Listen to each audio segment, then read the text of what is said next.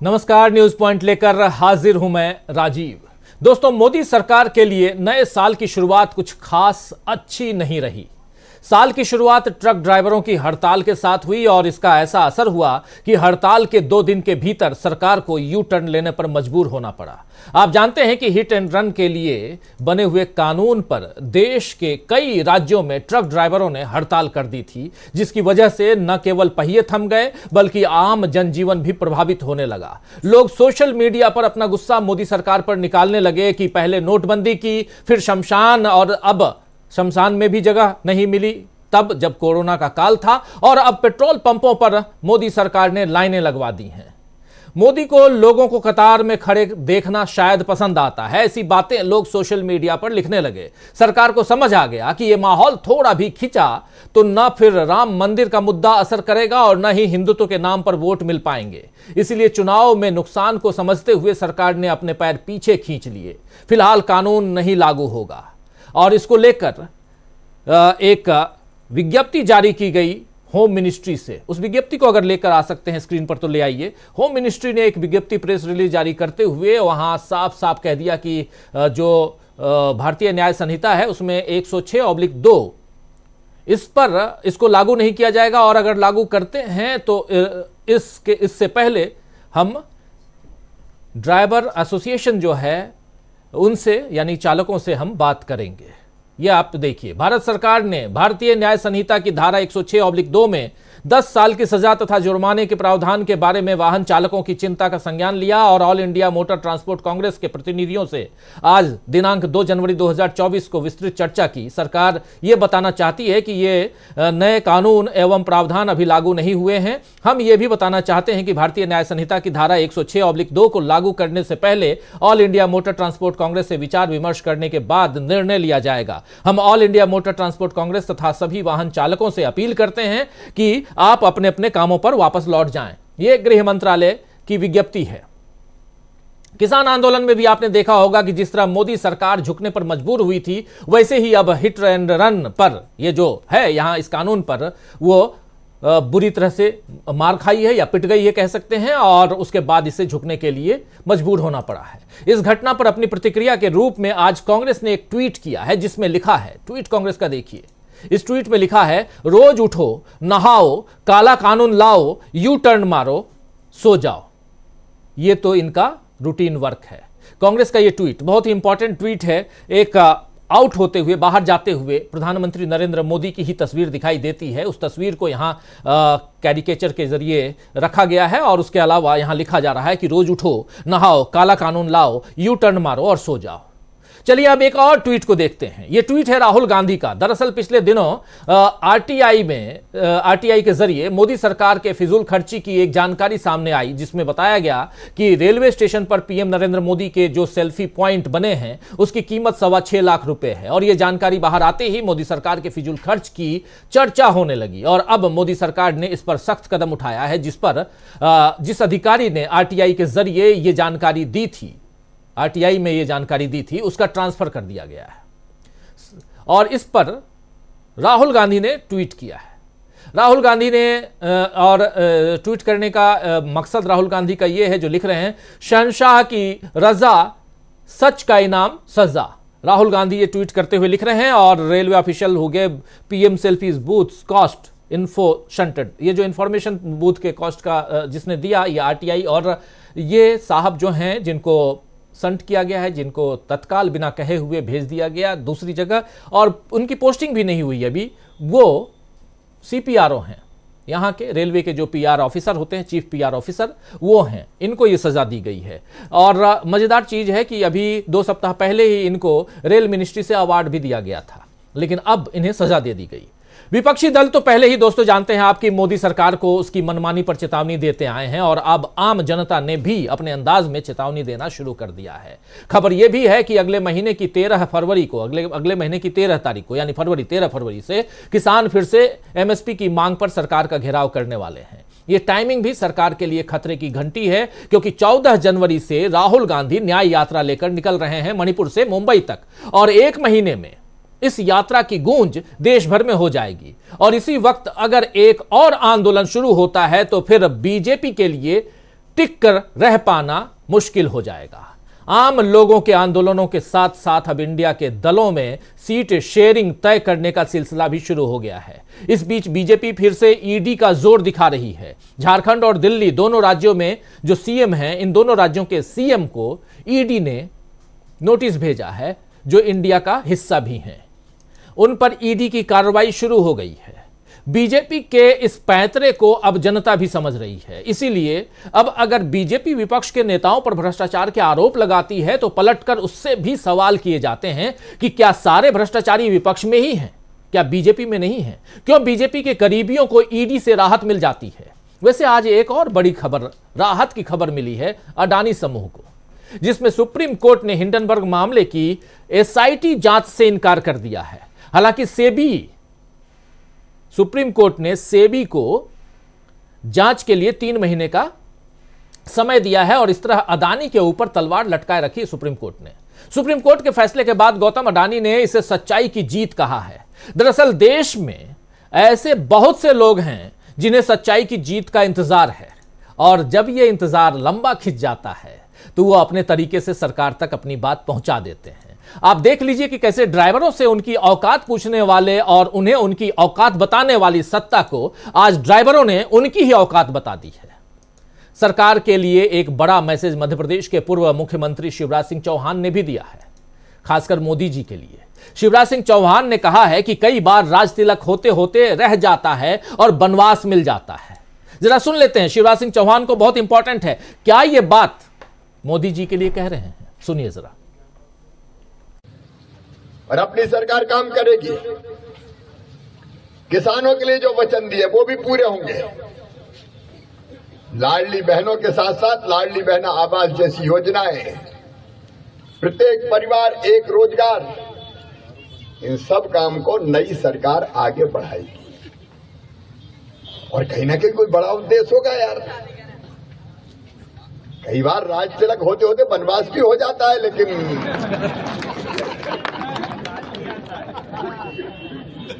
वो किसी न किसी उद्देश्य की पूर्ति के लिए होता है। और क्या, और ये चिंता मत करना, मेरी जिंदगी आपके लिए है, जनता जनार्दन के लिए है। कई बार राज तिलक की जगह बनवास भी हो जाता है, लेकिन दोस्तों उनकी इस बात से नाराजगी और दुख दोनों झलक रहे हैं। यानी बीजेपी में जीत के बाद भी बगावत का उबाल हो रहा है। शिवराज की माने तो क्या 2024 में मोदी के लिए राज तिलक मुश्किल है? खैर, चुनाव, लोकसभा चुनाव और लोकसभा चुनाव की तैयारियों के लिए अब चुनाव आयोग 7 से 10 जनवरी तक राज्यों का दौरा करेगा और हो सकता है कि चुनाव जल्द करवा लिए जाएं। लेकिन इससे पहले राम मंदिर को लेकर माहौल गरमाने लगा है। राम मंदिर के उद्घाटन में कौन जाएगा और कौन नहीं जाएगा, इसके इर्द गिर्द ही खबरें चलाई जा रही हैं। लेकिन मंदिर में प्राण प्रतिष्ठा कार्यक्रम को लेकर कई धर्माचार्य नाराज भी हैं। आज ही धर्माचार्य निश्चलानंद सरस्वती का एक बयान सामने आया है, जिसमें वो अपनी नाराजगी मोदी जी पर जाहिर कर रहे हैं। क्या कुछ कह रहे हैं, जरा सुन लीजिए उनकी जुबानी। सुनिए। मैं सैद्धांतिक व्यक्ति हूँ, समझ क्यों नहीं जा रहे? अब मोदी जी लोकार्पण करेंगे, मूर्ति का स्पर्श करेंगे और मैं वहाँ ताली बजा के जय जय करूँगा क्या? मुझे पद नहीं, पद तो सबसे बड़ा प्राप्ति है, मुझे शेर नहीं चाहिए। लेकिन थोड़ा आप विचार कीजिए, धर्माचार्य वहाँ क्या रह जाए? जो माने योगी भी हो गए मोदी जी, योगासन भी सिखाते हैं, धार्मिक क्षेत्र में भी हस्तक्षेप कर ही रहे हैं, तो वहाँ जाके शंकराचार्य ताली बजाएंगे, वो अधिक से अधिक यूँ कर लेंगे और क्या करेंगे। वैसे लोग जो होते हैं ना बड़े धनी, वो कैसे प्रणाम करते मालूम?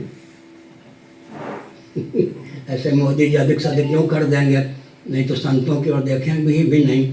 तो मुझे अपने पद की महिमा, अभिमान की बात नहीं है, मुझे अपने पद की गरिमा का ध्यान है, इसलिए नहीं जा रहा, इसलिए नहीं जाता। तो स्वामी निश्चलानंद सरस्वती जो कुछ कह रहे हैं आपने सुन लिया कि योगाचार्य भी बन गए हैं मोदी जी और धर्माचार्य भी मोदी जी रहेंगे, सब कुछ वही करेंगे, वही मूर्ति को छुएंगे। तो फिर कैसे, हम क्या ताली बजाएंगे, कैसे प्रणाम करेंगे, क्या कुछ करेंगे, वो सब कुछ दिखा रहे हैं, अभी आप देख रहे थे। तो दोस्तों हिट एंड रन से लेकर, यानी ट्रक ड्राइवरों से लेकर राम मंदिर तक और उस बीच जो यू टर्न है वहां तक, जो औकात की बात है वहां तक, राज तिलक से बनवास तक बहुत सारी बातें हैं और इन बातों को अगर गौर से देखिए तो कहीं ना कहीं बीजेपी को चोट देने की तैयारी नजर आ रही है। इन सब के बीच परसों, आज 3 तारीख है, कल 4 है, परसों 5 तारीख को चुनाव आयोग का घेराव भी होने वाला है। सुप्रीम कोर्ट के कई वकील और सामाजिक कार्यकर्ता चुनाव आयोग का घेराव करेंगे ईवीएम के मसले पे। तो बहुत कुछ है और इस बीच चुनाव आयोग निकल रहा है अलग अलग राज्यों में चुनाव की तैयारियों में, और इसके साथ साथ तैयारियां उधर भी चल रही हैं, इंडिया गठबंधन में भी बहुत सारी खबरें उधर से भी हैं। जैसे इंडिया गठबंधन का जो कोऑर्डिनेटर है वो कौन होगा ये तय कर लिया गया है ऑलमोस्ट, और ये भी तय हो गया है कि कहां किसको कितनी सीटें दी जाएंगी, यानी सीट शेयरिंग का मसला भी लगभग फाइनल है। आज भी वर्चुअल मीटिंग हुई है इंडिया गठबंधन की, और बहुत सारी बातें हैं जो इस चर्चा के दौरान हम करेंगे। आइए इस चर्चा की शुरुआत करते हैं, आगे बढ़ाते हैं, और हमारे साथ कुछ वरिष्ठ साथी जुड़े हुए हैं। उनसे सबसे पहले आपका परिचय करवाता हूं। देखिए, इस वक्त हमारे साथ 5 वरिष्ठ साथी जुड़े हुए हैं। मीनू जैन जी हमारे साथ जुड़ी हुई हैं। मीनू जी, आपका स्वागत करता हूं। प्रशांत टंडन जी जुड़े हुए हैं, राकेश अचल जी जुड़े हुए हैं, संजय कुमार सिंह साहब जुड़े हुए हैं, और अमलेंदु उपाध्याय जी जुड़े हुए हैं। आप सबका स्वागत है, इस्तकबाल है। स्वागत इस्तकबाल आप तमाम दोस्त साथी शुभचिंतक आप सबका भी जो अब तक जुड़ चुके हैं, जो जुड़ने वाले हैं इस कार्यक्रम में। सर्दी है दिल्ली में, लेकिन उसके अलावा सियासत में इतनी गर्मी, सियासी गर्मी, माहौल इतना गरमाया हुआ है कि दिल्ली के मुख्यमंत्री कब जेल चले जाएं पता नहीं, उधर झारखंड में क्या कुछ होगा इसका पता नहीं, क्योंकि अभी थोड़ी देर पहले झारखंड में विधायक दलों की बैठक हुई है और उसके बाद सारे विधायकों ने एक सुर में कहा है कि हमारा नेता जो है हेमंत सोरेन है, और मुख्यमंत्री भी वही हैं। 2 दिनों से चल रहा था कि शायद हेमंत सोरेन इस्तीफा दे देंगे और उनकी पत्नी को मुख्यमंत्री बनाया जाएगा, लेकिन अभी खबर यह आई कि नहीं, हेमंत सोरेन ही मुख्यमंत्री हैं और रहेंगे। तो बहुत सारी चीजें, गर्माहट तेज है, और इन सबके बीच प्रधानमंत्री नरेंद्र मोदी को शायद इधर ज्यादा सर्दी लग रही है दिल्ली में, इसलिए वो दक्षिण के दौरे पर गर्मी की तलाश में भटक रहे हैं तमिलनाडु से केरल तक, अलग अलग राज्यों में। देखते हैं गर्माहट कितना आगे बढ़ती है और उनकी कुर्सी बरकरार रहती है कि नहीं, या राज तिलक होता है या बनवास होता है। बहुत कुछ। मीनू जैन जी, आपके पास सीधा बहुत कुछ रख चुका हूं, ओपनिंग कमेंट आपसे। जी, मोदी जी साउथ इंडिया इसलिए गए हुए हैं कि वो बहुत जबरदस्त तरीके से उनकी कोशिश जारी है। देखिए, कर्नाटक और तेलंगाना की हार से वो तिलमिलाए हुए हैं। उनको कर्नाटक में तो कतई उम्मीद नहीं थी, लेकिन तेलंगाना में ये उम्मीद थी कि कहीं ना कहीं घुसपैठ करके बैठ ही जाएंगे। लेकिन वो मतलब बहुत उनको निराशा इतनी गहरी हाथ लगी है, और उसमें आप एक तरह से समझिए कि दक्षिण के दरवाजे कहा जा रहा है लिटरली कि बंद हो गए हैं। लेकिन मोदी जी क्या है कि ये तो मानना पड़ेगा कि ये हिम्मत नहीं हारते हैं, मतलब लास्ट मोमेंट तक अपना लगे रहते हैं काम पे। तो उनका तमिलनाडु एक बहुत बड़ा उनका फोकस में है। आपको ध्यान होगा, दर्शकों को भी ध्यान होगा कि ये बहुत दिनों से तमिलनाडु को, काशी और तमिलनाडु को आपस में प्राचीन संबंधों का हवाला देके इनको जोड़ने की कोशिश की जा रही है। तमिल संगम करके बनारस में वहां पे गोष्ठियां, संगीतियां हो रही हैं तमिल विद्वानों की, नॉर्थ के विद्वानों के साथ में। और इसी तरीके से बहुत कुछ, जो सेंगोल की प्रतिष्ठा हुई, ऐसा नहीं है कि अचानक से सेंगोल अचानक याद आया और ये इस देश की राजनीति का एक बड़ा अहम अंग था जो कि कहीं म्यूजियम में पड़ा सड़ रहा था और उसको मोदी जी ने लाके यहाँ पे विराजमान किया, उससे लोकतंत्र की प्रतिष्ठा हुई। नहीं, ये तमिलनाडु को ये बताने के लिए, तमिलनाडु की जनता को ये बताने के लिए कि देखिए, हम आपके यहाँ का जो सेंगोल होता है, जो चोल साम्राज्य के राजदंड का प्रतीक था, कि हम उसको देखिए लोग नई संसद में प्रतिष्ठापित कर रहे हैं। तो हम तमिलनाडु की संस्कृति और जो परंपराएं हैं उनका देखिए कितना महत्व देते हैं, तो उसमें मोदी जी का ये प्रयास जारी है। और रही सही कसर, यहाँ राज्यपाल निकालते रहते हैं। जो तमिलनाडु के राज्यपाल हैं वो दिन रात सरकार को काम नहीं करने देते हैं। सरकार जो बिल पास करती है वहां विधायिका, उसके ऊपर बैठे रहते हैं। अभी हाल ही में सुप्रीम कोर्ट ने भी डांट लगाई उनको कि आप ये क्या तरीका बना रखा है आपने, जो सरकारी जो बिल पास होके आया उनको आप साइन करिए, उनके ऊपर हस्ताक्षर करिए। तो मोदी जी इस चक्कर में तिरुचिरापल्ली, जो आज उन्होंने वो बहुत सारी योजनाएं और ये सब किया है उद्घाटन, तो वो उनकी कोशिश ये है कि क्योंकि अभी तक अगर आप देखें अगर असल में देखा जाए तो एक तरीके से Bharatiya Janata party north India की पार्टी बन के रह गई है। तो ये मोदी जी को कतई बर्दाश्त नहीं है कि उनकी एक इतनी बड़ी, सबसे बड़ी राष्ट्रीय पार्टी, और वो केवल नॉर्थ इंडिया की पार्टी बन के रह जाए। तो वो ये नहीं चाहेंगे, उनकी हरचंद कोशिश है कि किसी भी तरह करके वो साउथ इंडिया में अपना पैर जमाए, और न केवल पैर जमाए, 10-20 सीटें ले जाए, जिसकी की संभावना मुश्किल लगती है। और इंडिया अलायंस के अगर पूरी तरीके से उनकी तैयारी सामने आ गई सीटों को, तो सवाल ही नहीं है साउथ इंडिया से एक भी सीट आने का आगे। बाकी का जो ये एक जो आपने ये जो ड्राइवर्स के कानून वाली बात की, जो ये हिट एंड रन कानून की बात थी, तो इसमें देखिए सबसे बड़ी मुसीबत तो जो मोदी जी के भक्त हैं और जो ट्रोल आर्मी है उसकी है। अभी तक तो वो इस कानून के फायदे गिना रहे थे। जब हड़ताल चल रही थी तो वो ड्राइवरों को नाम खोजा जा रहा था, कुछ निकाल के लाते कि भाई नक्सली है और ये खालिस्तानी है, देशद्रोही है। तब जब तक कि वो नाम निकाल के लाते, और तब तक मोदी जी ने वापस ले लिया कि भाई इसको लागू नहीं किया जाएगा। तो अब वो इसके फायदे गिनाने में लगे हुए हैं कि भाई वापस लेने के फायदे क्या हैं। तो उनके अपने ही भक्तों को नहीं समझ में आ रहा है कि हम इसका समर्थन करें कि विरोध करें।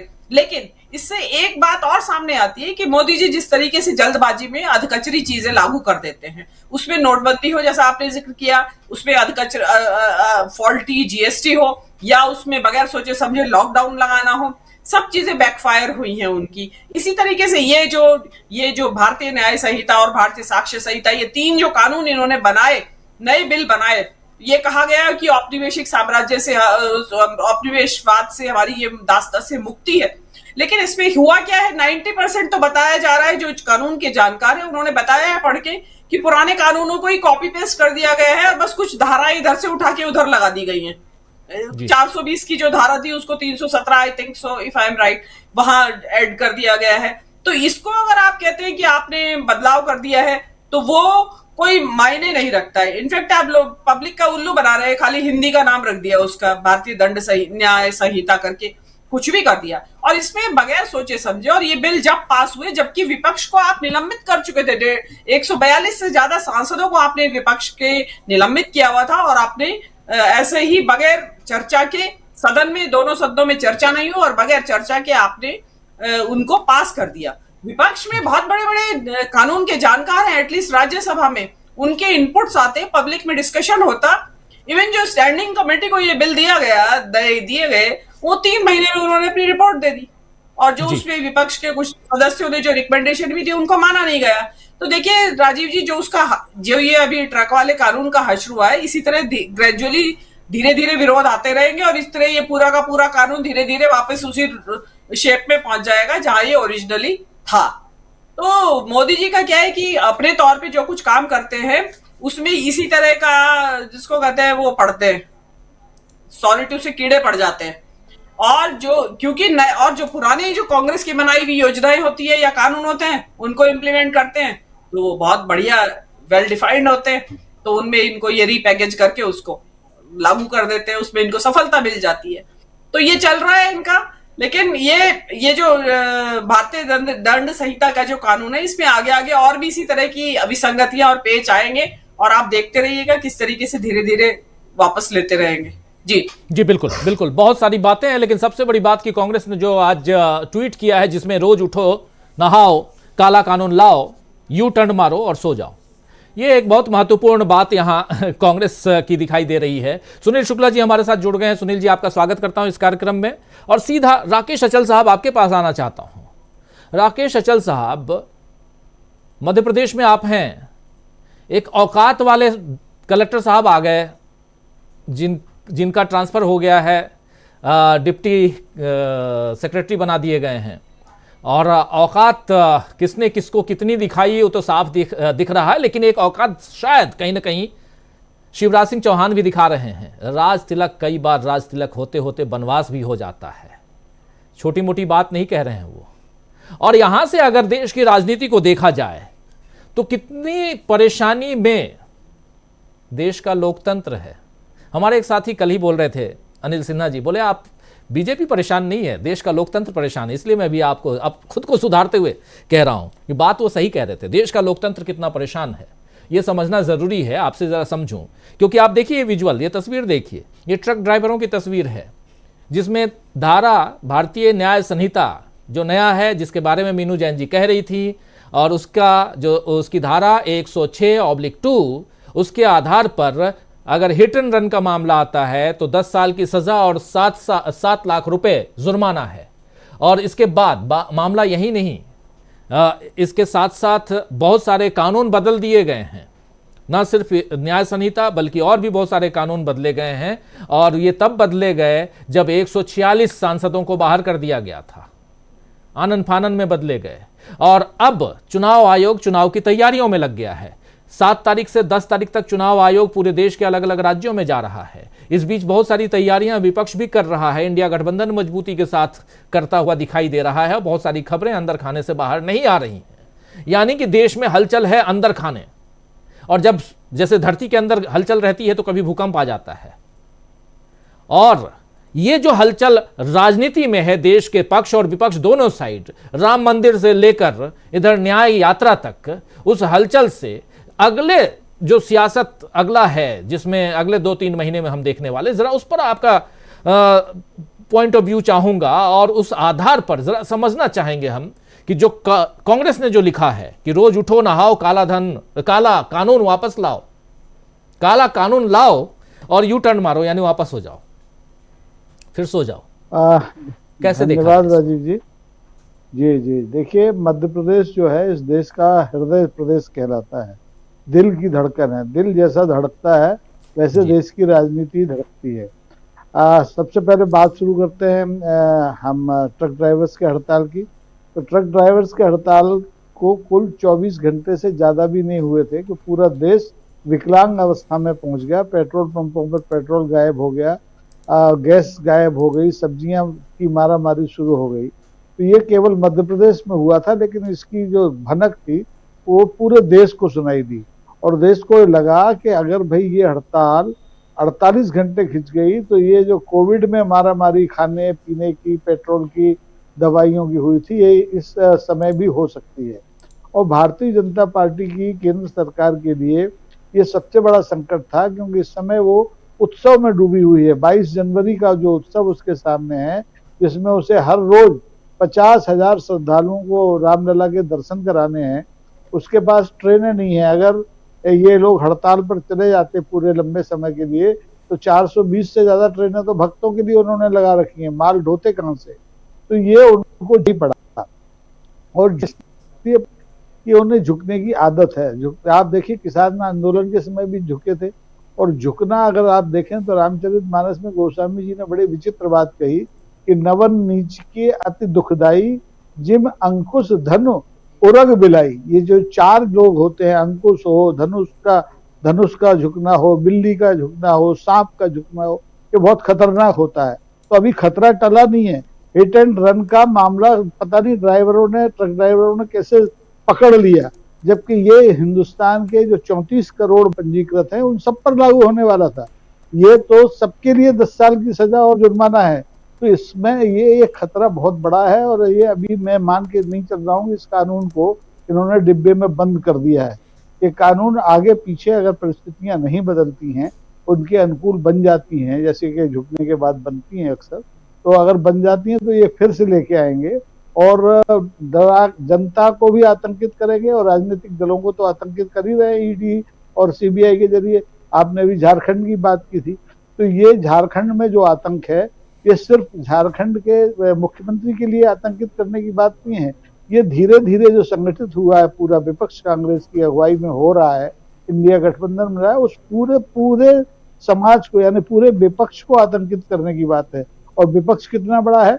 100 करोड़ मतदाताओं के देश में 60 से 65 करोड़ तो विपक्ष में है। इनके पास तो सत्ता में 31-32 करोड़ लोगों की मदद से बैठे हुए हैं। तो ये पूरे देश को आतंकित करने की राजनीति है। और भारतीय जनता पार्टी ने पिछले 10 साल में इस देश में जो सामाजिक सद्भाव था, जो हमारी धर्मनिरपेक्षता थी, जो हमारे लोकतंत्र के मूल तत्व थे, उन सब की हत्या करते हुए अदावत की राजनीति को पनपाया है। और अदावत की राजनीति में मूल मंत्र क्या होता है? ये तो राम के भक्त है ना, ये लगते हैं, इनको लगता है कि भय बिन होए न प्रीत, विनय न मानस जल गए 3 दिन बीत। तो ये सबको भयाक्रांत करके जनता को, नेताओं को, राजनीतिक दलों को, मतदाताओं को आतंकित करके अपना उल्लू सीधा करना चाहते हैं। लेकिन उल्लू है कि सीधा होने के लिए तैयार नहीं है। आप देखिए कि जो 22 जनवरी की तैयारी है उसमें भी सेंध लग चुकी है। जितने जगत गुरु हैं वो नाराज बैठे हैं, वो कह रहे हैं मोदी जी धर्माचार, मोदी जी योगाचार, मोदी जी ज्योतिषी, सब कुछ मोदी जी कर लेंगे तो हम लोग क्या करेंगे।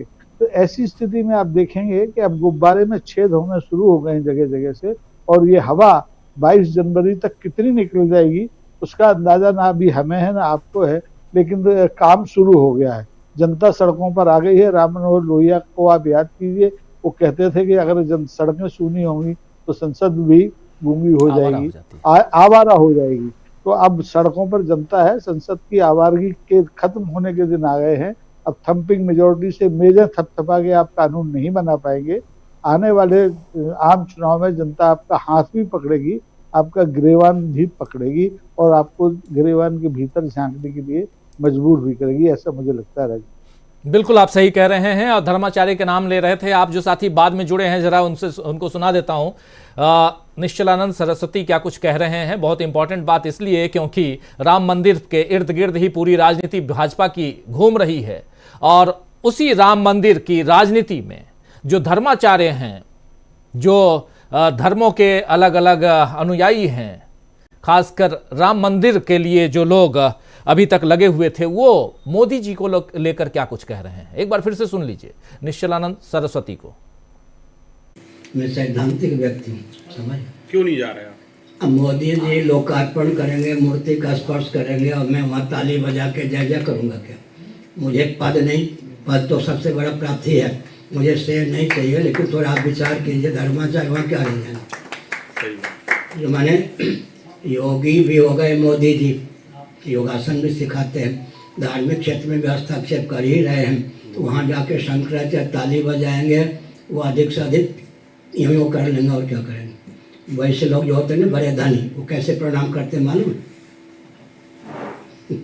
ऐसे मोदी जी अधिक से अधिक यूँ कर देंगे, नहीं तो संतों की ओर देखेंगे भी नहीं। तो मुझे अपने पद की महिमा, अभिमान की बात नहीं है, मुझे अपने पद की गरिमा का ध्यान है, इसलिए नहीं जा रहे। इसलिए नहीं जाता। तो सुन रहे थे आप। सीधा आना चाहता हूं प्रशांत टंडन जी आपके पास। राम मंदिर का मामला फिसलता हुआ लगभग दिखाई भी दे रहा है, इसलिए सीएए के मसले को अब जगाने की कोशिश हो रही है। अभी से थोड़ा थोड़ा सीएए, नागरिकता संशोधन कानून जो है, उसको फिर से हवा देने की कोशिश हो रही है। सुन भी रहे होंगे, देख भी रहे होंगे आप खबरों में। क्या ये मामला अगर ठंडा पड़ जाता है तो फिर जो बीजेपी को बड़ी चोट देने की तैयारी, जिसमें अलग अलग चीजें, और देखिए एक टेस्ट, अगर टेस्ट बलून की तरह देखा जाए तो ड्राइवरों की जो हड़ताल थी, जो 2 दिन चली, उसको एक टेस्ट बलून के रूप में हम देख सकते हैं। अब इसी महीने न्याय यात्रा निकलने वाली है। अगले महीने की 13 तारीख को किसानों ने अल्टीमेटम दे दिया है कि एमएसपी पे कानून बनाने की बात थी, आप बनाइए वरना हम हड़ताल पे आ रहे हैं।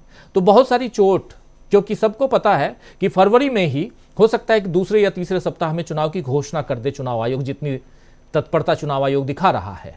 5 जनवरी तक चुनाव आयोग ने कहा है कि जितने भी अधिकारी हैं 5 जनवरी के बाद उनका ट्रांसफर आप नहीं कर सकते।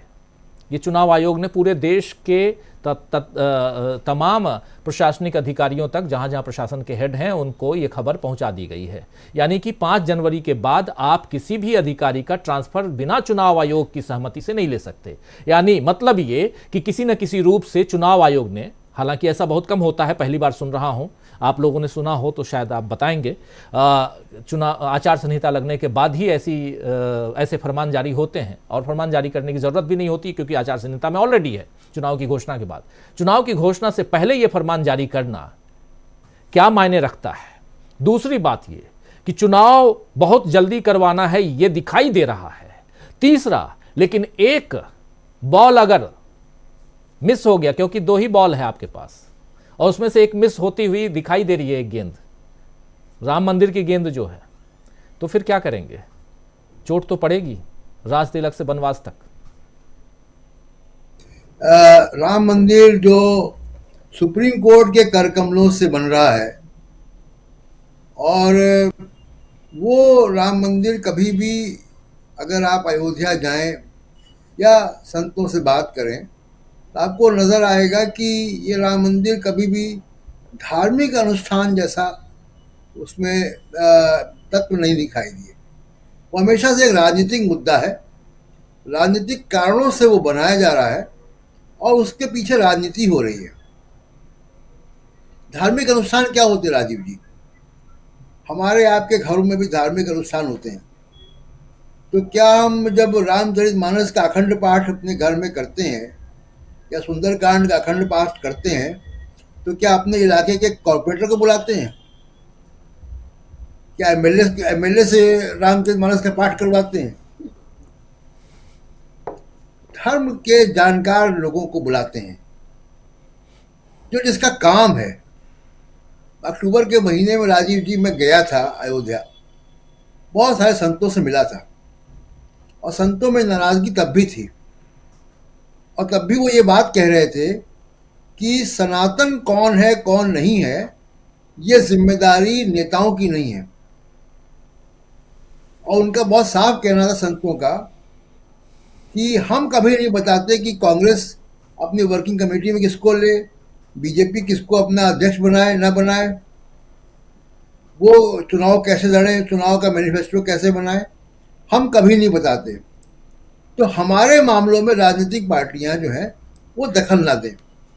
और बड़ा स्पष्ट उनका मानना था कि जो दंडधारी संत हैं वही बताएं। तो मुझे कोई बहुत आश्चर्य नहीं होगा कि कल को स्वामी निश्चलानंद जी के घर भी या आश्रम में ईडी की गाड़ियां पहुंच जाए और वहां भी सीबीआई पहुंच जाए। अब यही कसर बाकी रह गई है। दूसरा मुद्दा ये है कि राजीव जी आज जो चिंता का विषय है जी। जो तस्वीरें आपने दिखाई है, जो बात हुई है, चिंता का विषय ये है कि देश की लोकतंत्र में खतरे के बादल मंडरा रहे हैं, हम सब जानते हैं। और जिनसे उम्मीद रहती है, सुप्रीम कोर्ट ने एक बार फिर निराश किया है। अगर अडानी ये कह रहे हैं सुप्रीम कोर्ट के फैसले पे सच्चाई की जीत हुई है, तो ये सुप्रीम कोर्ट के लिए बहुत ही चिंताजनक बात होनी चाहिए कि ये जो सर्टिफिकेट ऑफ इंडोर्समेंट है वो कहाँ से आ रहा है। और मुझे बड़ी उम्मीद थी राजीव जी कि सुप्रीम कोर्ट जब पहली बार देश की लोकतंत्र पे संकट के बादल छाए थे इमरजेंसी में जी, उस वक्त भी सुप्रीम कोर्ट ने मदद नहीं की थी। देश की जनता ने इमरजेंसी के खिलाफ लड़ाई लड़ी थी, सुप्रीम कोर्ट इमरजेंसी के पक्ष में खड़ा था। मुझे याद आ रहा है ADM Jabalpur case. ADM Jabalpur case में सुप्रीम कोर्ट की 5 जजों की बेंच ने इमरजेंसी में गैर कानूनी ढंग से किसी को भी डिटेन करने के अधिकार को सरकार को दे दिया था। जी। यानी मूल अधिकार सस्पेंड करने का जो मोहर है वो सुप्रीम कोर्ट से लग गई थी। जी। और बड़ा एक सहयोग है कि मौजूदा चीफ जस्टिस के पिताजी वाई बी चंद्रचूड़ जी भी उसी बेंच में थे जिसने ये मोहर लगाई थी।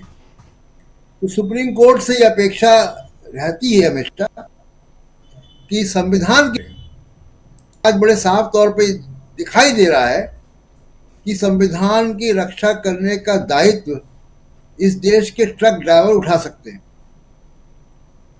इस देश के मजदूर, किसान, छात्र उठा सकते हैं, कुछ पत्रकार जो हमारे मित्र लोग यहाँ बैठे हैं या आपका जो मीडिया हाउस है जी। और बाकी लोगों से उम्मीद बड़ी कम नजर आ रही है। जिन संवैधानिक संस्थाओं से उम्मीद थी वो बड़ी धूमिल हो गई, खासकर आज के जजमेंट के बाद सुप्रीम कोर्ट के, कि उनको हिंडनबर्ग के आरोप में मेरिट नहीं दिखाई दिया जी। कि एक एसआईटी करवाते। और ये लगातार ऐसा हो रहा है कि आप देखिए कि कोई भी जो फैसले सरकार के को दिक्कत पैदा कर सकते हैं वहाँ सुप्रीम कोर्ट जो है वो हिम्मत नहीं दिखाता है एक बोल्ड फैसला लेने की। और उसका नतीजा क्या होता है और क्यों हो रहा है ऐसा? ऐसा इसलिए हो रहा है राजीव जी कि मीडिया जो है, मीडिया का बड़ा हिस्सा सरकार के साथ खड़ा है। सुप्रीम कोर्ट को अपनी ताकत का एहसास नहीं है। सुप्रीम कोर्ट भी मीडिया के ही पीछे चलता है। जब मीडिया आजाद था, स्वतंत्र था, और जब मीडिया जो है वो सरकार की आलोचना कर रहा था 2014 से पहले, उस वक्त के सुप्रीम कोर्ट के फैसले देखिए आप। उस वक्त के सुप्रीम कोर्ट के फैसलों से मंत्रियों के इस्तीफे हो रहे थे, कैबिनेट मंत्री जेलों में जा रहे थे। तो सुप्रीम कोर्ट भी देखता है कि मीडिया क्या कर रहा है, और ये बात मोदी सरकार ने समझ ली है कि मीडिया के एक हिस्से को कब्जे में करो तो सुप्रीम कोर्ट भी कब्जे में रहेगा, चुनाव आयोग भी कब्जे में रहेगा, तमाम संस्थाएं कब्जे में रहेंगी। ये बड़ी अफसोसजनक बात है कि इतना दुनिया का सबसे, राजीव जी, ताकतवर सुप्रीम कोर्ट है हमारा। एक बात सुप्रीम कोर्ट है पूरी दुनिया में जो अपनी नियुक्ति खुद करता है।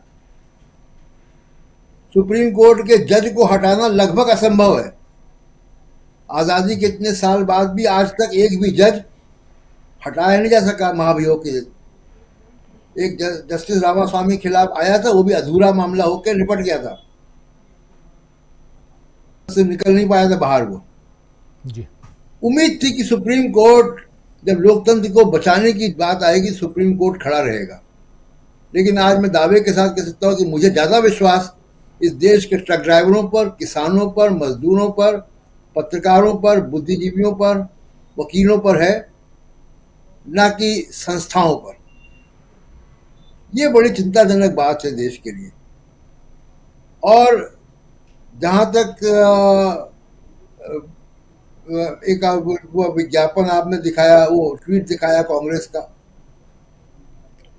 तो उसमें इतनी सर्दी में रोज नहाने वाली जो सलाह है वो भी ठीक नहीं है जी राजीव जी, वो भी दिल्ली की सर्दी में। जी बिल्कुल बिल्कुल, ये सलाह या ये लिखने, शायद ये कॉपीराइट जो कॉपी एडिटर है उसको थोड़ा ध्यान देना चाहिए था कांग्रेस के। लेकिन इम्पोर्टेंट पहलू उस ट्वीट को, कांग्रेस के उस ट्वीट को ज़रा स्क्रीन पर ले आइए, जिसके बारे में यहाँ प्रशांत टंडन जी बात कर रहे हैं। बहुत महत्वपूर्ण बात है, लेकिन थोड़ा हंसी मजाक ही सही, लेकिन इंपॉर्टेंट इसलिए है कि रोज उठो, नहाओ, काला कानून लाओ, यू टर्न मारो, सो जाओ। ऐसे प्रशांत जी, नहाने वाली जो बात है ना, आजकल लोग गर्म पानी से नहाते हैं ज़्यादा, इसलिए कोई दिक्कत नहीं है, मौसम कोई भी रहे गर्म पानी से नहाते हैं, खाना भी वैसे ही खाते हैं, तो इसलिए ये चलता है, रोज नहाओ। संस्कारी सनातनी रोज स्नान जी करते मीनू हैं। जी, जी संस्कारी सनातनी रोज स्नान करते हैं। जी आना चाहता हूँ सुनील शुक्ला जी आपके पास। हंसी मजाक थोड़ा बहुत कर लेते हैं, ज़रूरत भी है, क्योंकि इतनी गर्माहट सियासत की, और उसमें भी आने वाला जो 3 महीना है बहुत ज़्यादा गरम रहने वाला है। 14 तारीख से एक बहुत इम्पॉर्टेंट बात राकेश अचल साहब कह रहे थे कि अगर ये ट्रक की हड़ताल ख़त्म नहीं होती तो राम मंदिर के लिए जो बहुत सारी चीज़ें जानी हैं, चलिए ट्रेन से आप लोगों को लेके आ रहे हैं, लेकिन बहुत लोग तो बसों से भी आएंगे ना। और जो जिम्मेदारी अगले 2 महीने दी गई है, 22 जनवरी से लेकर 22 मार्च तक, ये एक तमाम राज्यों में बीजेपी की तमाम इकाइयों को कह दिया गया है कि आप अपने यहाँ के लोगों को अयोध्या दर्शन करवाने के लिए ले आइए। आने जाने का खर्च भी बीजेपी की जो इकाइयाँ हैं वही कर रही हैं, तो ये छोटा मोटा काम नहीं है। और ये अयोध्या दर्शन, ये बात इसलिए कह रहा हूँ क्योंकि आप इलाहाबाद में हैं, आप उत्तर प्रदेश में हैं, और दर्शन करके लोग जाएंगे तो बटन तो वहीं दबाएंगे जिन्होंने दर्शन करवाए हैं, भक्ति में वो रहेगा रूप। और यही उम्मीद पाले हुए, ये मैं ये नहीं कह रहा हूँ श्योरिटी के हिसाब से, ये उम्मीद पाले हुए है बीजेपी। लेकिन क्या अगर इस उम्मीद पर पानी फिर जाए तब क्या होगा? क्योंकि ट्रक ड्राइवर्स हड़ताल करेंगे। एक सूचना जो हमारे एक साथी ने कमेंट बॉक्स में लिखी, बहुत सही लिखी, कि ट्रक ड्राइवरों ने हड़ताल की, उनकी हड़ताल अभी खत्म नहीं हुई है। ट्रक ड्राइवर्स एसोसिएशन ने हड़ताल नहीं की थी। उन्होंने कहा था कि हमारा जो एसोसिएशन है उसने हड़ताल नहीं की है।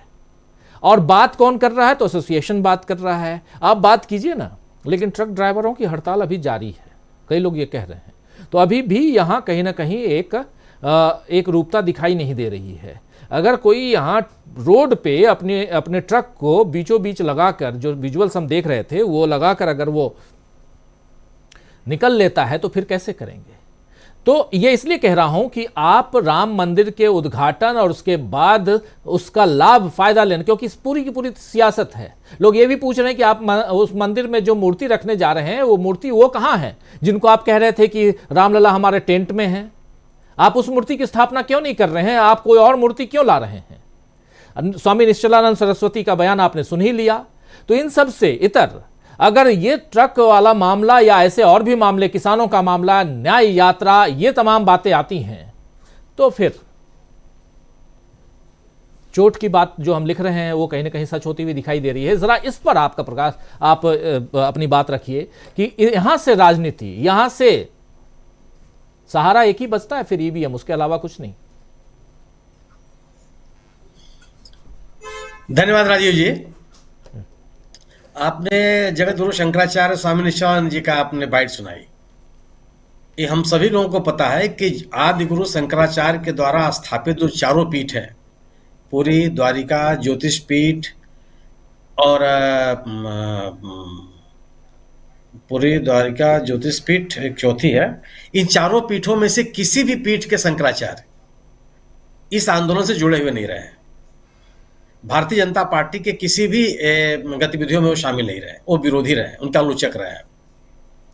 जो विश्व हिंदू परिषद का केंद्रीय मार्गदर्शक मंडल था, उस केंद्रीय मार्गदर्शन में भी वो शामिल नहीं हुए कभी भी जी। चाहे स्वरूपानंद सरस्वती जी जो अब रहे नहीं, और चाहे पुरी के शंकराचार्य, हाँ श्रृंगेरी, दक्षिण का श्रृंगेरी, माने द्वारिका, ज्योतिष पीठ, पुरी और श्रृंगेरी, जो चार स्थापित पीठ हैं, उसमें से चारों पीठ के कोई भी शंकराचार्य इससे नहीं रहे, और सभी जो गतिविधियां रही उसका आलोचक भी रहे। और जो कांची कामकोट जो आदि गुरु शंकराचार्य की पीठ रही है, उस समय के तत्कालीन जैन सरस्वती महाराज जो उस समय जीवित थे, वो भी कभी इनके पक्ष में नहीं रहे। मैंने इनके पक्ष में उन्होंने कभी कोई बयान नहीं दिया, नहीं गतिविधियों में भी शामिल नहीं रहे। इन लोगों के तौर तरीके को लेकर के इनमें हमेशा असहमति रही।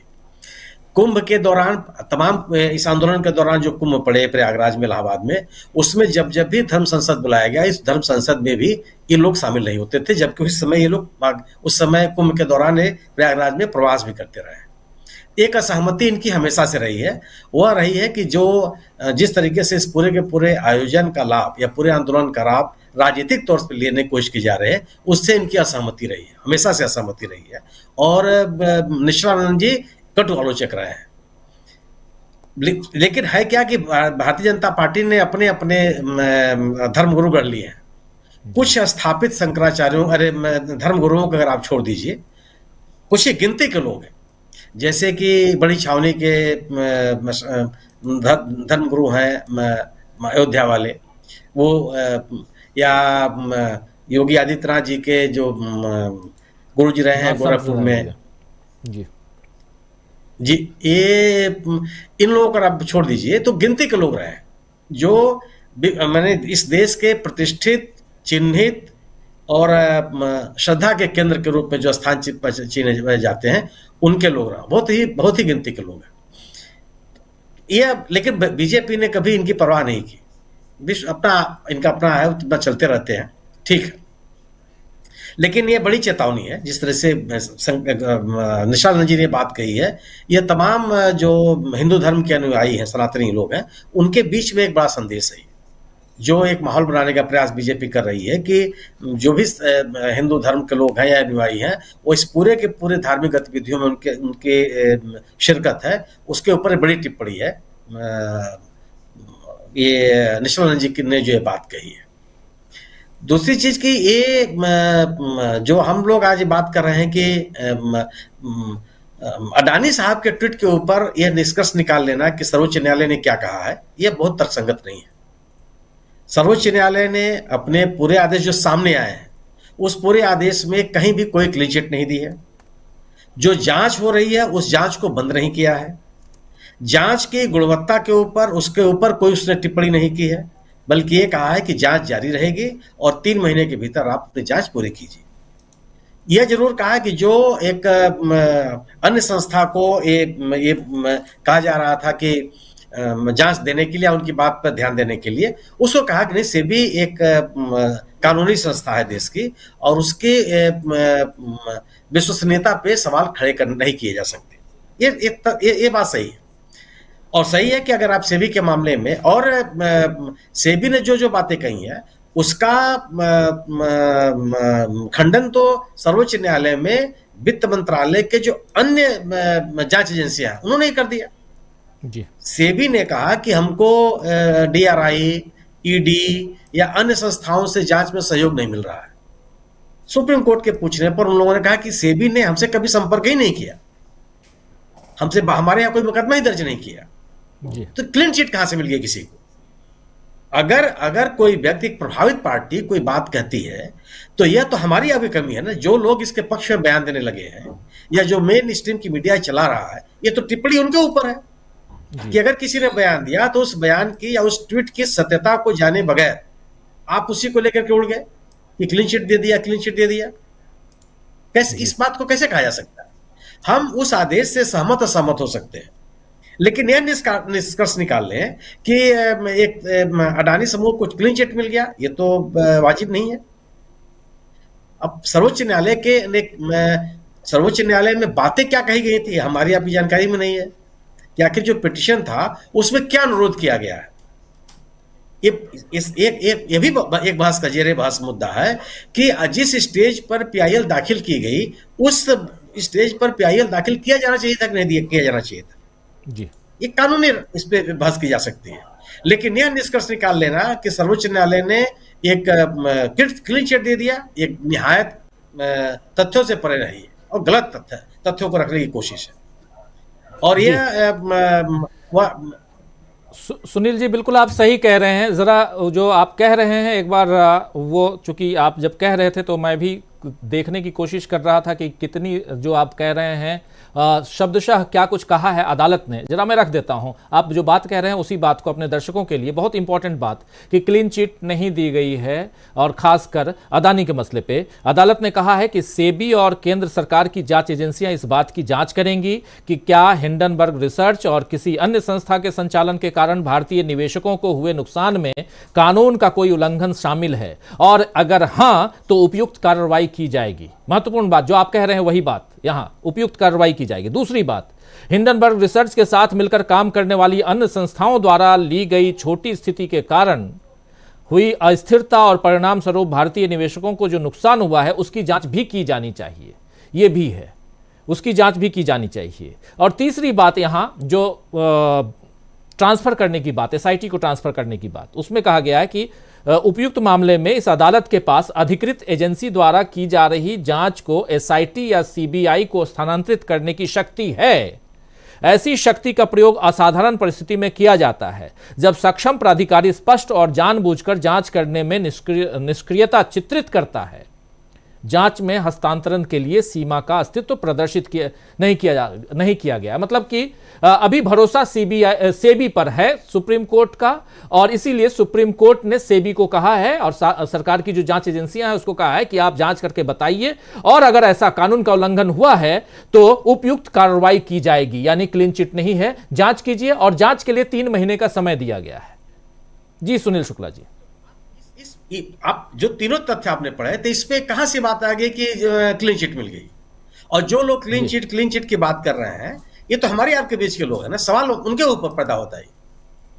और हर चीज की अगर सेबी जांच करेगी, सेबी ने जब कोई रिपोर्ट नहीं दी, उस रिपोर्ट को लेकर के जब तक रिपोर्ट नहीं आ जाती कोई भी व्यक्ति, सर्वोच्च न्यायालय ये कैसे कह सकता है कि इसमें तथ्य सही रखे गए या गलत रखे गए, किनकी अवहेलना की गई? जो पत्रकारों के एक संगठन ने एक अपनी रिपोर्ट रखी थी, उन तथ्यों को संज्ञान लिया गया या नहीं लिया गया, आप इसको कैसे कह सकते हैं? और सर्वोच्च न्यायालय अगर इस बात को कहता है तो किस बिना पे कहेगा? हम आप चाहते हैं, जो हम और आप चाहते हैं, या हमारे आप जैसे इस देश के तमाम जागरूक नागरिक चाहते हैं उसके अनुकूल अगर निर्णय नहीं है, उस निर्णय को ही तर्कसंगत न माना जाए, ये तो मुझे कहीं से भी उचित प्रतीत नहीं होता। और अभी भी अभी लटकी हुई, मार्च के महीने में इसकी सुनवाई है। मार्च के महीने में क्या सेबी लेकर के आता है? सेबी तमाम जगहों से घिरा हुआ है।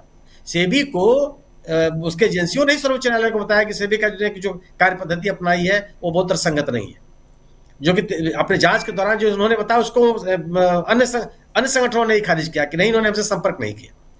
बात ये नहीं है। दूसरी चीज कि इसलिए मुद्दा अभी बना हुआ है और अभी कोई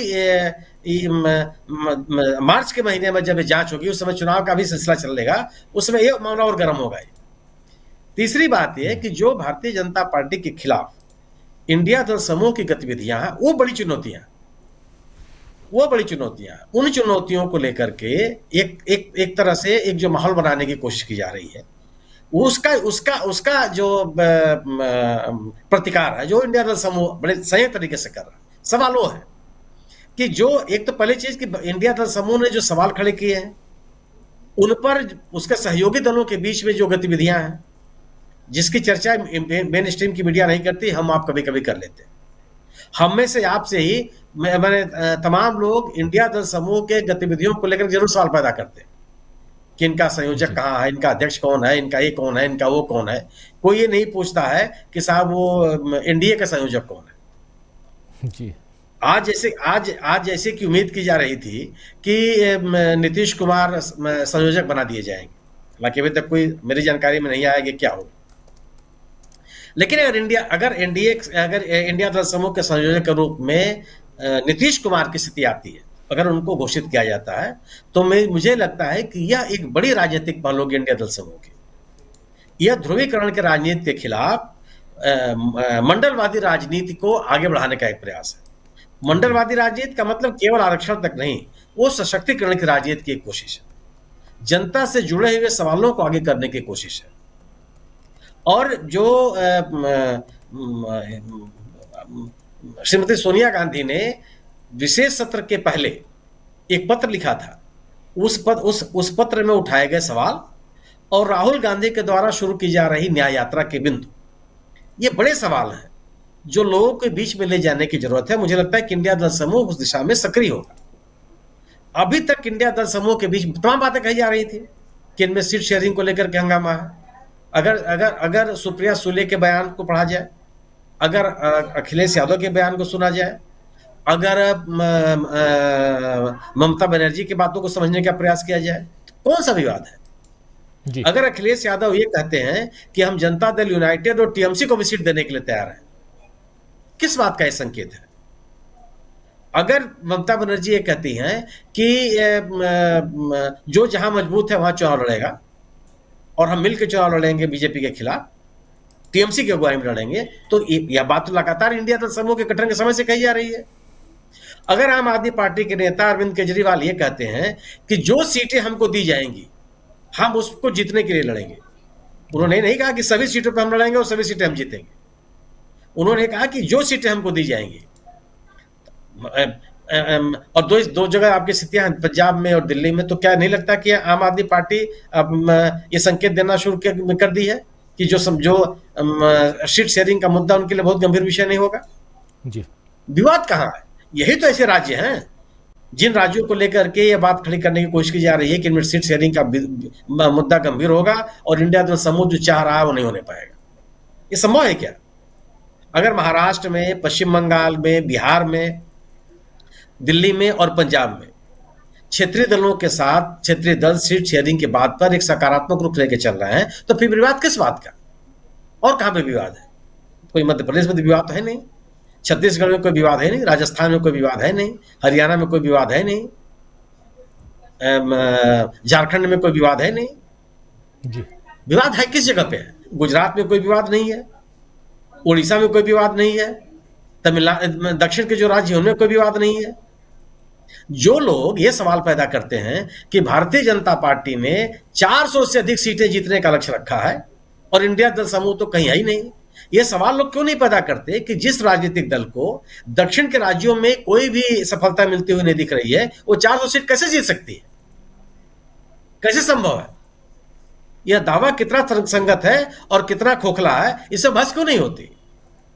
क्या ये कोई भी राजनीतिक दल इस बात का दावा कर सकता है कि अगर उसके दक्षिण में 2-4 सीटें हैं क्या?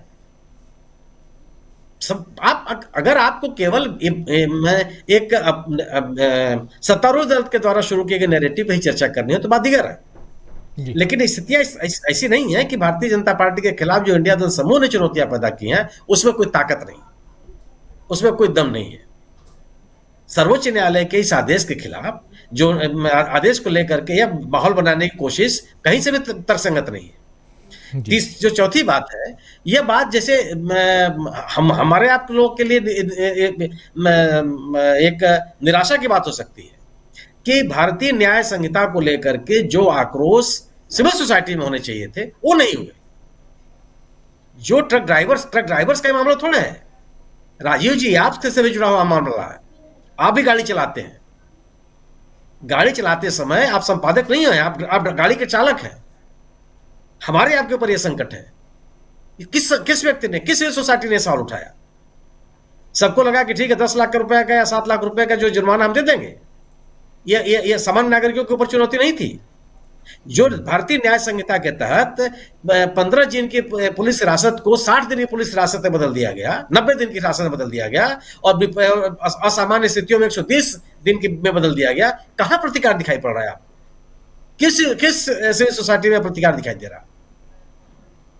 विपक्ष केवल मैंने कहा दे कि हम तो लोकसभा में या राज्यसभा में नहीं थे, लेकिन एक जो प्रतिकार दिखाई पड़ना चाहिए था सिविल सोसाइटी में, वो भी तो नहीं दिखाई पड़ा। ये निश्चित रूप से ट्रक ड्राइवर्स जो हैं, जो असंगठित क्षेत्र है, ट्रक ड्राइवरों का कोई संगठन नहीं है, ट्रांसपोर्ट एसोसिएशन है, ट्रांसपोर्ट कांग्रेस है, और यह आंदोलन ट्रांसपोर्ट एसोसिएशन ट्रांसपोर्ट कांग्रेस का नहीं था। इन ड्राइवरों ने सड़क के किनारे अपनी गाड़ी खड़ी कर दी, क्या कि हम नहीं चलाएंगे, जिसको चाबी ले जाना वो ले जाए। जो असंगठित क्षेत्र के लोग हैं, इनको लगा कि अगर हमारे खिलाफ अगर आप ये लागू हो गया तब सड़क पर चल कैसे पाएंगे। सवाल इस बात का है कि इन्होंने तो एक जो प्रतिकार, ये अन्य लोगों के लिए नसीहत है। और ये जब ये प्रतिकार हुआ, असंगठित क्षेत्र के लोगों ने ही प्रतिकार किया है और सरकार को वापस से लौटना पड़ा है।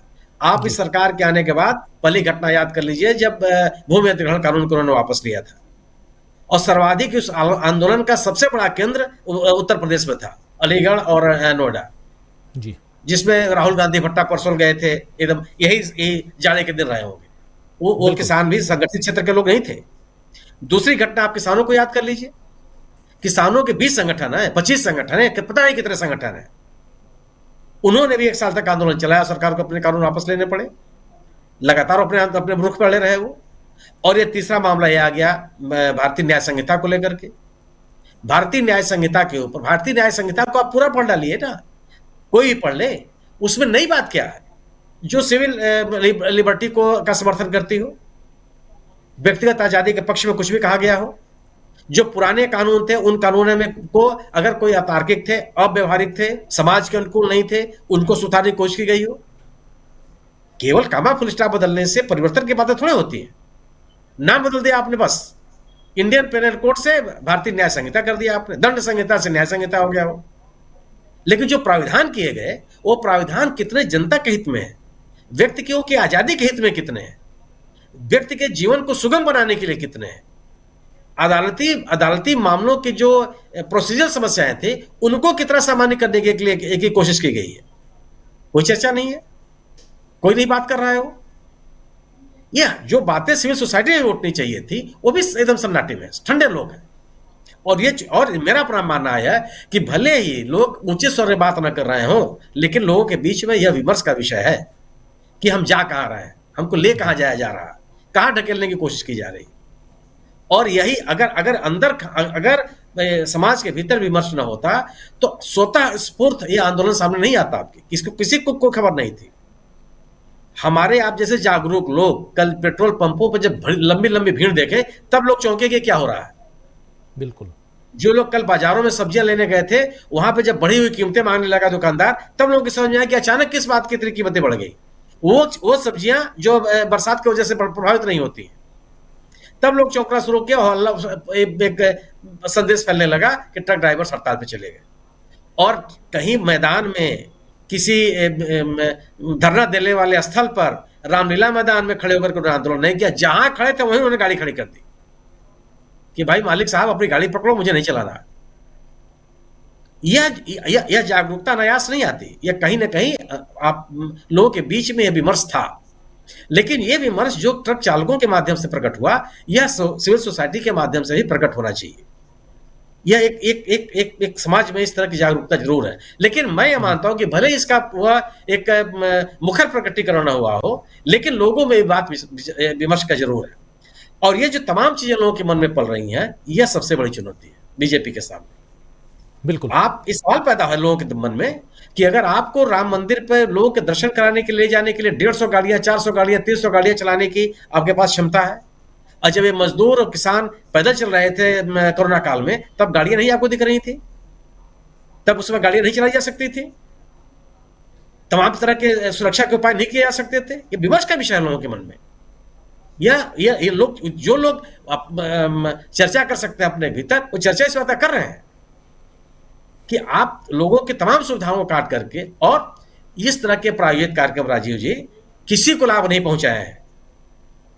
आज ये जो लोगों को धार्मिक स्थलों पर ले जाने का एक कार्यक्रम है, ये आज नहीं चल रहा है।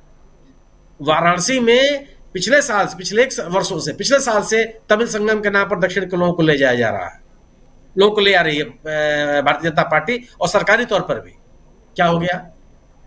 तेलंगाना के का चुनाव तो आपके सामने है। तेलंगाना तो उत्तर का या पूर्व का या पश्चिम का राज्य नहीं है, दक्षिण का राज्य है।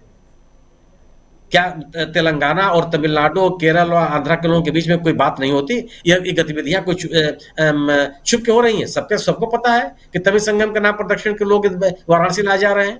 वाराणसी, प्रयागराज और अयोध्या, तीनों जगह लोगों को दर्शन के लिए ले जाया जा रहा है प्रायोजित तरीके से। आप भावनात्मक मुद्दों के आधार पर जीवन से जुड़े हुए सवालों को दफन नहीं कर सकते, संभव नहीं है। बिल्कुल, सवाल आपको यह तय करना है कि आप मुफ्त में अयोध्या जाना चाहते हैं कि मुफ्त में स्कूल जाना चाहते हैं। आपको तय करना है कि आप निःशुल्क रूप से भगवान शिव का दर्शन करना चाहते हैं या निःशुल्क रूप से अपना इलाज कराना चाहते हैं। विमर्श का विषय यह है, और लोगों में यह विमर्श मुझे लगता है कि है, भले इसका एहसास हमको, आपको या सत्ता में बैठे हुए लोगों को न हो। जी बिल्कुल सही कह रहे हैं आप। बहुत महत्वपूर्ण बातें आप अलग अलग मसलों पे आप रख रहे थे, और सबसे बड़ी बात कि ये आपको तय करना है, आपको सोचना है कि आपको जाना कैसे, फ्री में आपको एजुकेशन चाहिए या फ्री में आपको अयोध्या का दर्शन चाहिए। बहुत इंपॉर्टेंट बात। और ये जब अगर आप सोचते हैं, और ऐसे सोचने वाले बहुत लोग हैं, 37% लोग जो वोट देते हैं बीजेपी को, जिन्होंने 2019 में वोट दिए, 37% उस आंधी में, राष्ट्रवाद की आंधी में। लेकिन बाकी बचे हुए जो 63% लोग हैं, वो क्या सोचते होंगे, या आज की तारीख में क्या कुछ सोचते हैं, ये तो उनसे अगर आप पूछेंगे तो उनको वो साफ साफ कहेंगे कि हमें मुफ्त इलाज चाहिए, मुफ्त एजुकेशन चाहिए।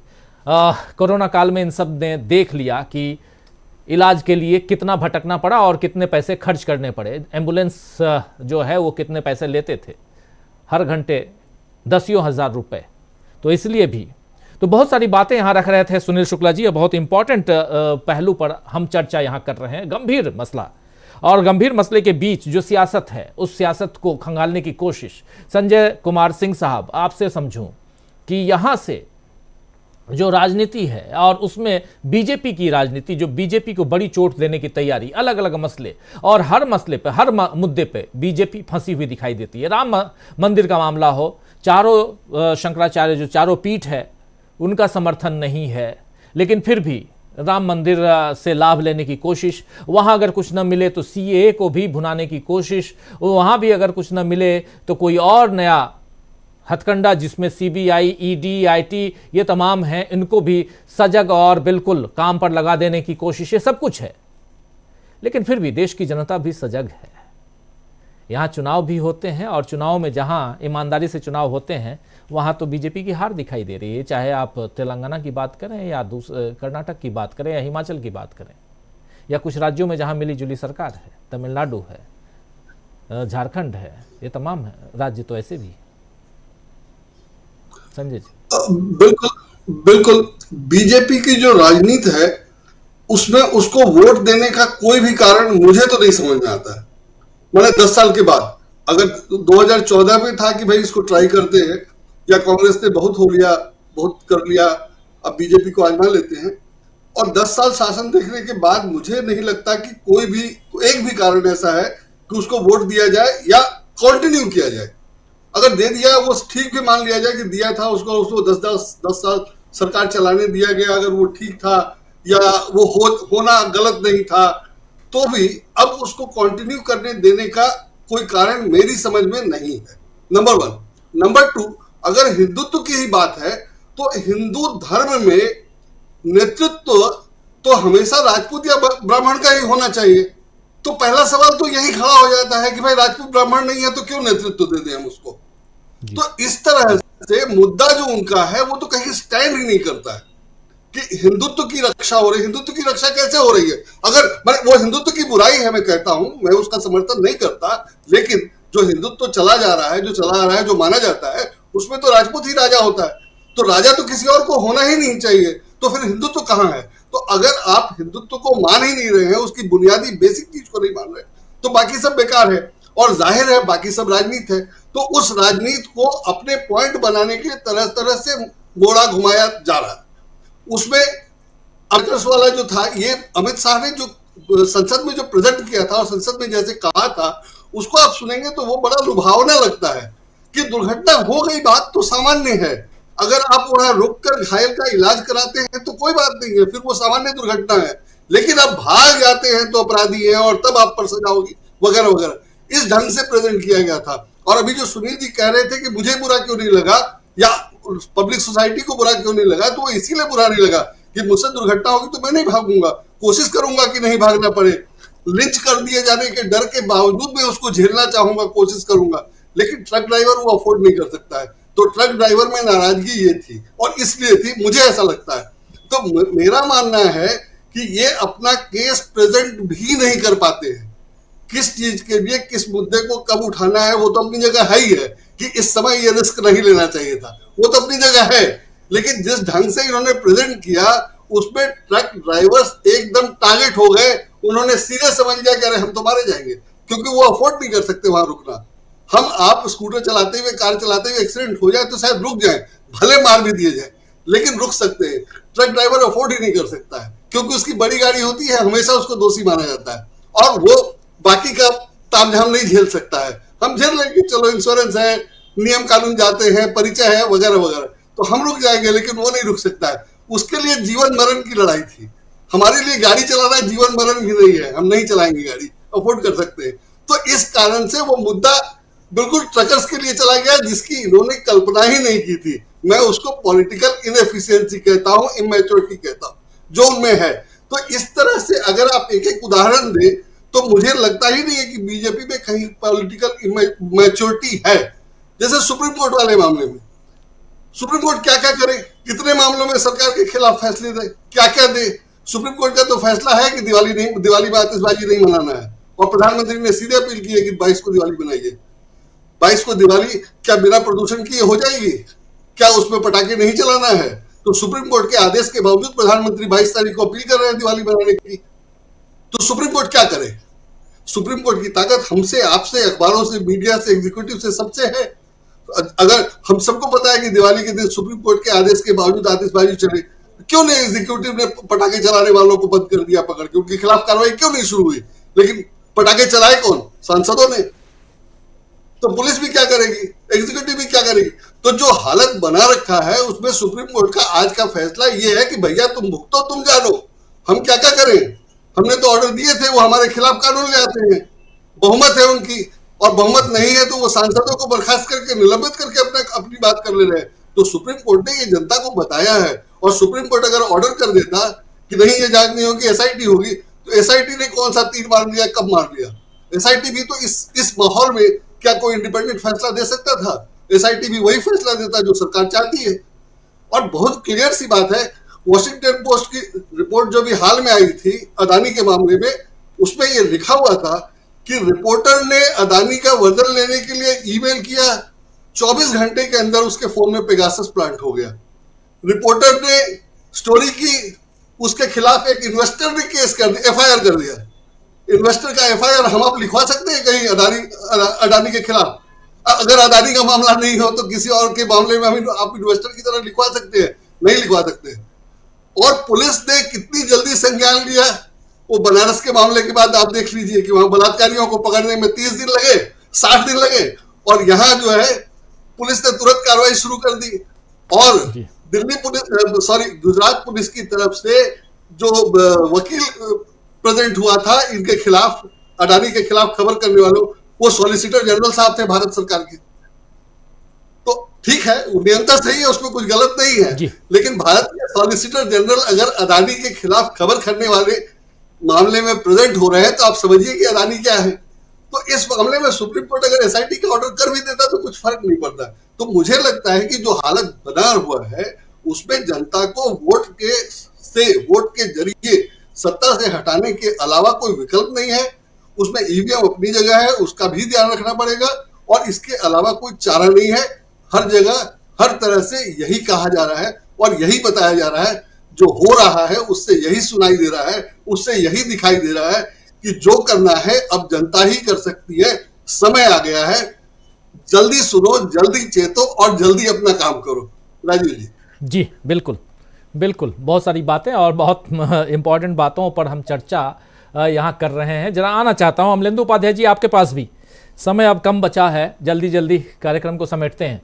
अमलेंदु जी, कैसे देखा जाए, और सबसे बड़ी बात की बहुत सारी बातें हैं, बहुत सारे मुद्दे रोज नए नए आते हैं, ट्रक ड्राइवरों की हड़ताल से लेकर, और शुरुआत होती है इस साल की, लेकिन साथ साथ ये देखते हैं कि चाहे किसानों का आंदोलन हो, चाहे यानी किसानों के आंदोलन से पहले किसानों के लिए कानून लाने की बात हो, या उससे पहले जीएसटी की बात हो, चाहे नोटबंदी की बात हो, चाहे कोरोना काल की अव्यवस्था हो, इन सबको देखा जाए तो ये सब होने के बाद भी बीजेपी कई राज्यों में जीत के चली आती है, कई और दोबारा सत्ता पर आसीन हो जाती है 2019 में, उससे पहले नोटबंदी था।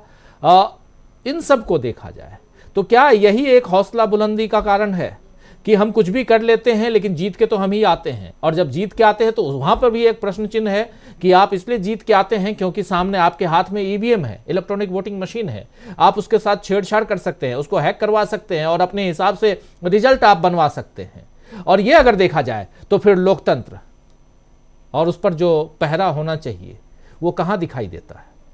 अमलेंदु जी। राजीव जी, एक तो मुझे लगता है कि सरकार के पास भी समय कम बचा है, हम लोगों का जनता भी थोड़ा थोड़ा बचा है, लेकिन सरकार के पास भी समय कम बचा है। आवाज नहीं आ रही है, आपकी आवाज ठीक से नहीं आ रही है, शायद ईयरफोन आपने नहीं लगाया, थोड़ा आप साउंड को ठीक कीजिए। मीनू जी के पास आता हूं इसी सवाल के साथ। मीनू जी, कैसे देखा जाए? जरा सवाल दोहरा दीजिए राजीव जी। जी मैं ये कह रहा था कि इतने सारे मामले अलग अलग नोटबंदी से लेकर, आप देखिए नोटबंदी की जाती है, उसके बाद जीएसटी को लाया जाता है, फिर घोटाले उजागर होते हैं, रफाइल का घोटाला आता है सामने, पैगासस का मामला आता है सामने, कोरोना की अव्यवस्था सामने आता है, और उसके बाद बहुत सारी चीज़ें ऐसी आती हैं। किसानों का आंदोलन इसी देश ने देखा, अभी ट्रक ड्राइवर्स के आंदोलन को हमने देख लिया, 2 दिन में साल की शुरुआत हुई, लेकिन उसके बाद भी कई राज्यों में जीत और आगे आने वाले समय में भी जीत की तैयारी। फिर बात आती है ईवीएम की, और यहीं से शुरुआत होती है एक शक की, संदेह की। इस संदेह को, इस लोकतंत्र के लिए, इस लोकतंत्र की मजबूती के लिए इस संदेह को हटाना जरूरी है। और अगर ये संदेह सामने रहता है, ये शक की सुई जो है वहीं अटकी पड़ी रहती है, तो फिर लोकतंत्र कैसे मजबूत होगा? और इसीलिए यहाँ ये जो हौसला है बीजेपी का या मोदी सरकार का, वो बढ़ता हुआ दिखाई देता है। निजीकरण का मामला हो, और आप देख लीजिए अभी शुरुआत में राहुल गांधी के एक ट्वीट को भी सामने रखा था, जिसमें राहुल गांधी ने साफ साफ कहा है उसको लेकर, खासकर जो सेल्फी पॉइंट बनाए गए हैं, 6.25 लाख रुपए प्रति सेल्फी पॉइंट के लगे हैं, और वो जानकारी मांगी जाती है रेलवे से, और जो चीफ रेलवे के जो पीआर ऑफिसर हैं, चीफ पीआरओ, वो जो जानकारी देते हैं उनको वहां से तत्काल बिना कोई दूसरी पोस्टिंग के हटा दिया। Railway official who gave PM selfies booths cost info shunted, ये जो कह रहे हैं, उनको बिल्कुल, और कहां भेजा गया है ये भी नहीं है, मतलब उनको अभी कोई नई पोस्टिंग नहीं दी गई है। राहुल गांधी लिख रहे हैं इस पे, इसलिए भी। तो इन सब चीजों को देखा जाए फिर भी हौसला बुलंद। इस पे आपकी टिप्पणी चाहते हैं? जी हाँ, हौसला देखिए, उनका बुलंद हौसला है अपने जो झूठ बोलने की जो उनकी ताकत है, जो उनकी छल कपट करने की ताकत है, जो उनका अपने आप को लार्जर देन लाइफ बनाने की ताकत है, जो उनको विश्व गुरु बताते हैं आपको, जबकि फेक विश्व गुरु है। विश्व गुरु क्या है, क्या भारत गुरु भी नहीं है, लेकिन उसके बावजूद भी दम भरते हैं, ठोकते हैं कि दुनिया में सम्मान बढ़ा दिया है मोदी जी ने चांद पे उतार दिया है, चंद्रयान उतार दिया है, जबकि उसके पता नहीं कितने दशकों से पहले भारत में उसकी नींव रख दी गई थी, जो आज जाके चंद्रयान वहां उतारा गया। लेकिन झूठ परोसना क्योंकि, और उसमें मीडिया को खरीदा हुआ है, सारे देश के जो संवैधानिक संस्थाएं हैं वो दबाव में है मोदी सरकार के, और विधायिका और न्यायपालिका का आप हाल देख ही रहे हैं, उसके ऊपर अभी क्या टिप्पणी की जाए। तो वहां से आ रही है ताकत। तो मोदी जी अकेला सब पर भारी नहीं है, वो अकेला नहीं है, उनके साथ चुनाव आयोग भी है। अब आप देख लीजिए, आप ही बता रहे हैं कि 5 जनवरी से, अरे भाई आचार संहिता थोड़ी लागू हो गई जो ट्रांसफर रुकेंगे अभी से ही। भाई जो भी कुछ राज्य सरकारें चुनाव से पहले करती हैं, मेनली उसमें यही होता है, अफसरों के ट्रांसफर। तो यहाँ कोई चुनाव की घोषणा हो गई है कि भाई आज आपने विज्ञप्ति जारी कर दी है, नोटिफिकेशन जारी हो गए, इसलिए अब चुनाव ये अफसरों के ट्रांसफर नहीं होंगे। तो ये क्या है कि ये तानाशाही चल रही है, ऑटोक्रेसी, मतलब अब हमारी मर्जी, मैं चाहे मैं ये करूं चाहे वो करूं, मेरी मर्जी, ये चल रहा है। तो जब देश का इतने जिम्मेदार पद पे बैठा हुआ व्यक्ति जो प्रधानमंत्री है इस देश का, उसके आंख के सामने ये सब हो रहा है, तो उसमें कुछ कहने की बात ही नहीं है। मतलब वो ईसाइयों के क्रिसमस वाले दिन वो ये कह देते हैं कि ईसाइयों से मेरा बड़ा पुराना नाता है, जबकि मेरी शर्त है कि संघ के प्रचारक के तौर पे उन्होंने हमेशा ईसाई मिशनरियों के खिलाफ विश्वमन किया होगा, लेकिन वो वहां बड़े दमखम और आत्मविश्वास से कह रहे हैं कि मेरा ईसाइयों से बहुत पुराना नाता है। और जबकि उनकी आंख के सामने ही चर्चों पे हमले हो रहे हैं, मणिपुर में चर्चों पे हमले हो रहे हैं, और अदरवाइज भी हो, यदा कदा कहीं से भी खबरें आती रहती हैं। उनके गुरु गोलवलकर कहते हैं कि मिशनरीज, मार्क्सिस्ट और ये जो मुस्लिम्स है वो इस देश के सबसे बड़े दुश्मन हैं। उसके बावजूद भी उनका चल रहा है, उनको ताकत वहां से मिल रही है। एक तो सबसे बड़ा झूठ जो है उनकी, वो सबसे बड़ी ताकत है। और उस झूठ के, इसमें दुख की बात यह है कि इस देश की जो जनता है वो उस झूठ के प्रभाव में है। एक काले जादू जैसा प्रभाव जिसको कहते हैं, वो एक प्रभाव है। उससे निकलने का वो निकलना ही नहीं चाहती। मुझे तो ऐसा लगता है कि अब उनको अपने बुनियादी मुद्दों की चिंता नहीं है कि अब जैसे कि कुछ भी हो जाए वोट मोदी जी को ही पड़ेगा।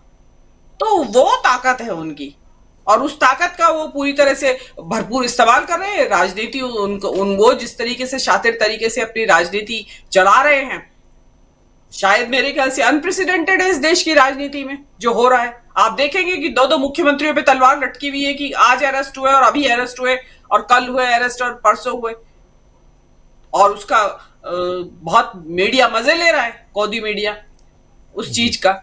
तो और अभी तो ये 2 मुख्यमंत्री हैं, इसके अलावा आप देखिएगा आगे आगे जैसे जैसे चुनाव की तरफ कदम बढ़ेंगे, पता नहीं कितने सारे नेताओं के ऊपर ये तलवार लटकी हुई होगी ईडी की, और पता नहीं कौन से नेता को ये होगा कि अभी गया जे सलाखों के पीछे और तभी गया। और मैं बार बार कह रही हूँ, मैं तो 6 महीने से कह रही हूँ कि इलेक्शन नजदीक आने तक देश के बड़े बड़े नेता विपक्ष के सलाखों के पीछे कर दिए जाएंगे, बहाना कुछ भी लगाया जाए। तो ये चीज ताकत वहां से आ रही है, कोई सवाल नहीं कर रहा है। अभी ईवीएम की बात आपने उठाई है, तो इसमें अब ये तसल्ली की बात ये है कि ये 6 तारीख को जो एक मोर्चा निकाला जा रहा है, क्योंकि आज मेरे ख्याल से ईवीएम के खिलाफ इस तरह का जो प्रदर्शन है, विरोध प्रदर्शन है, जो मोर्चा जो निकाला जा रहा है, वो पहली बार हो रहा है मेरे हिसाब से। और मुझे लगता है कि इसमें विपक्षी दल शायद ना जुड़े, लेकिन जनता जरूर इसके साथ जुड़ेगी, क्योंकि विपक्ष की तरफ से अगर आवाज ना भी उठे तो जनता की तरफ से हमेशा आवाज उठती रही है। आपने देखा होगा, आपके दर्शकों में भी आवाज आती रहती है कि ईवीएम का इलाज नहीं करेंगे जब तक कुछ हो नहीं सकता है। तो और मैं फिर कहना चाहती हूँ कि देखिए, लोकतंत्र की रीढ़ होती है नागरिकों द्वारा मतदान किया जाना। अपनी उनकी इच्छा से बनेगी सरकार की वो क्या चाहते हैं। अगर उस प्रक्रिया में ही, मतदान की जो प्रक्रिया है वो ही संदेह के घेरे में है, तो ऐसे लोकतंत्र से और ऐसे मतदान का कोई फायदा नहीं है। उसको तुरंत प्रभाव से त्याग दिया जाना चाहिए। और देश का, दुनिया का जो सबसे पुराना लोकतंत्र है, अमेरिका कहलाता है, यूएसए, वहां पे भी इस मशीन का इस्तेमाल नहीं होता है। वहां भी उसी पुरानी प्रक्रिया से, आप उसको आउटडेटेड कह दें, पुरानी कह दें, बैलेट पेपर से ही होता है। और यहाँ भी बैलेट पेपर से होना चाहिए। देश में सरकार 5 साल के लिए बन रही है, और अगर उसका परिणाम आने के लिए 5 दिन भी लगे, अगर चुनावों का परिणाम आने में, तो हम बर्दाश्त करेंगे। और कोई जल्दी नहीं आ रही है। 5 दिन भी अगर लगते हैं चुनाव परिणाम घोषित होने में बैलेट पेपर की वजह से, तो इंतजार किया जाना चाहिए। लेकिन होनी चाहिए भरोसे की सरकार, जिसमें हमें ये ना संदेह हो कि हमने वोट तो किसी और को दिया था और चुन के कोई और आ गया। जी राजीव जी।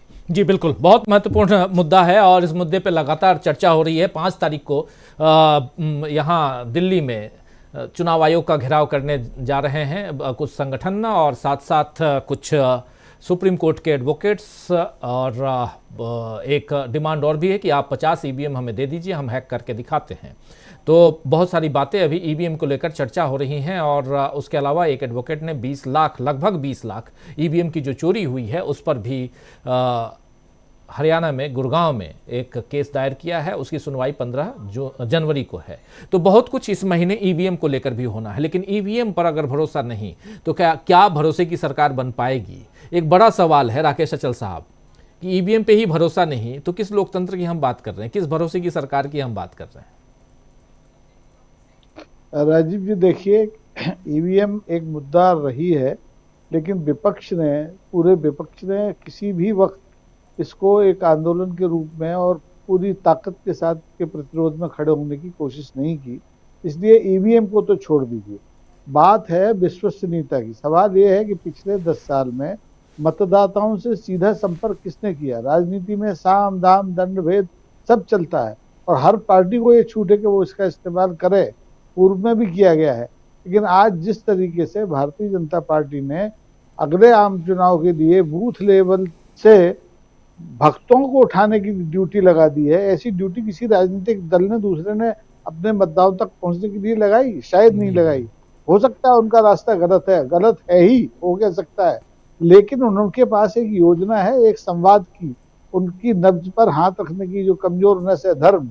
लेकिन प्रतिपक्ष के पास न तो सत्तारूढ़ पार्टी को बेनकाब करने की, उसकी खामियों को, उसके भ्रष्टाचार को, उसकी नंगई को उजागर करने का कोई अभी तक खाका सामने आया नहीं है।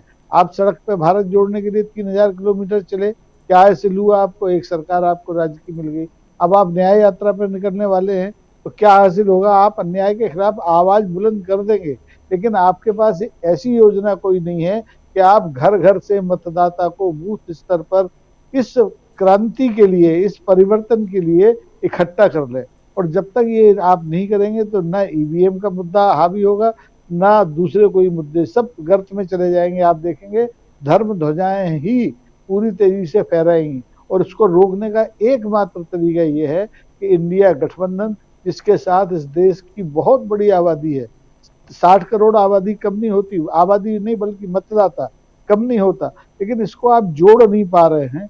इस जोड़ने के लिए आप लगातार विलंब करते जा रहे हैं। आपके पास संयोजक नहीं है, कभी आपके पास चेहरा नहीं है, कभी आपके पास मिनिमम कॉमन प्रोग्राम नहीं है। तो इस विलंब से आप जितनी जल्दी बाहर आएंगे, अब ये हड़ताल जो ट्रक ड्राइवर्स की थी, ये एक बहुत बड़ा मुद्दा है, ये बीच में छोड़े जाने का नहीं है। कि 10 करोड़ ट्रक ड्राइवर्स का मामला नहीं है, 34 करोड़ आबादी का मामला है जो कि गाड़ियां चलाती है, चाहे स्कूटर चलाए, चाहे कार चलाए, चाहे टेम्पो चलाए, चाहे कुछ भी चलाए। आप उस मुद्दे को राष्ट्रव्यापी बना ही नहीं पाए। वो तो भलाओ ट्रक ड्राइवर्स का, उन्होंने एक दुखती रख पर हाथ रख दिया, क्योंकि 22 जनवरी उनके सामने थी तो वो डर के मारे उन्हें झुक गए। लेकिन ये झुकना भी बहुत खतरनाक है। जैसा कि मैंने शुरू में ही कहा था, बिल्ली झुके, सांप झुके, अंकुश झुके, धनुष झुके, ये कब धोखा कर जाए कुछ कहा नहीं जा सकता। तो 22 जनवरी के बाद भी सतर्क रहने की जरूरत है और उसी तरह से मतदाताओं के साथ संबंध बनाने की जरूरत है। जिस तरीके से ये धर्म के रास्ते जा रहे हैं, आप दूसरे रास्तों से जाइए। आप जनता के जो प्रखर मुद्दे हैं, शिक्षा, स्वास्थ्य, घर, मकान, कपड़ा, दवाई, इनको लेकर मिलिए तो संवाद। केवल सड़क पर चलने से काम नहीं चलेगा, सबको मिलकर अपनी झोली भरी हुई है। आपके पास 60 करोड़ मतदाता हैं, इनके पास तो 36-37 करोड़ ही है। तो आप मिलिए, प्रोग्राम बनाइए और समय गवाए बनाइए, अन्यथा फिर धोखा होगा और ये धोखा बहुत खतरनाक होगा। राजीव जी बिल्कुल, बहुत गंभीर मसले की तरफ, गंभीर मुद्दे की तरफ आप ध्यान दिला रहे हैं। प्रशांत टंडन जी, क्या कुछ कहेंगे इस पे? देखिए, मैं राकेश अचल जी की बात से सहमत हूं कि लोकतंत्र को बचाने का जो प्रोजेक्ट है, ये 24 घंटे 365 दिन का प्रोजेक्ट है।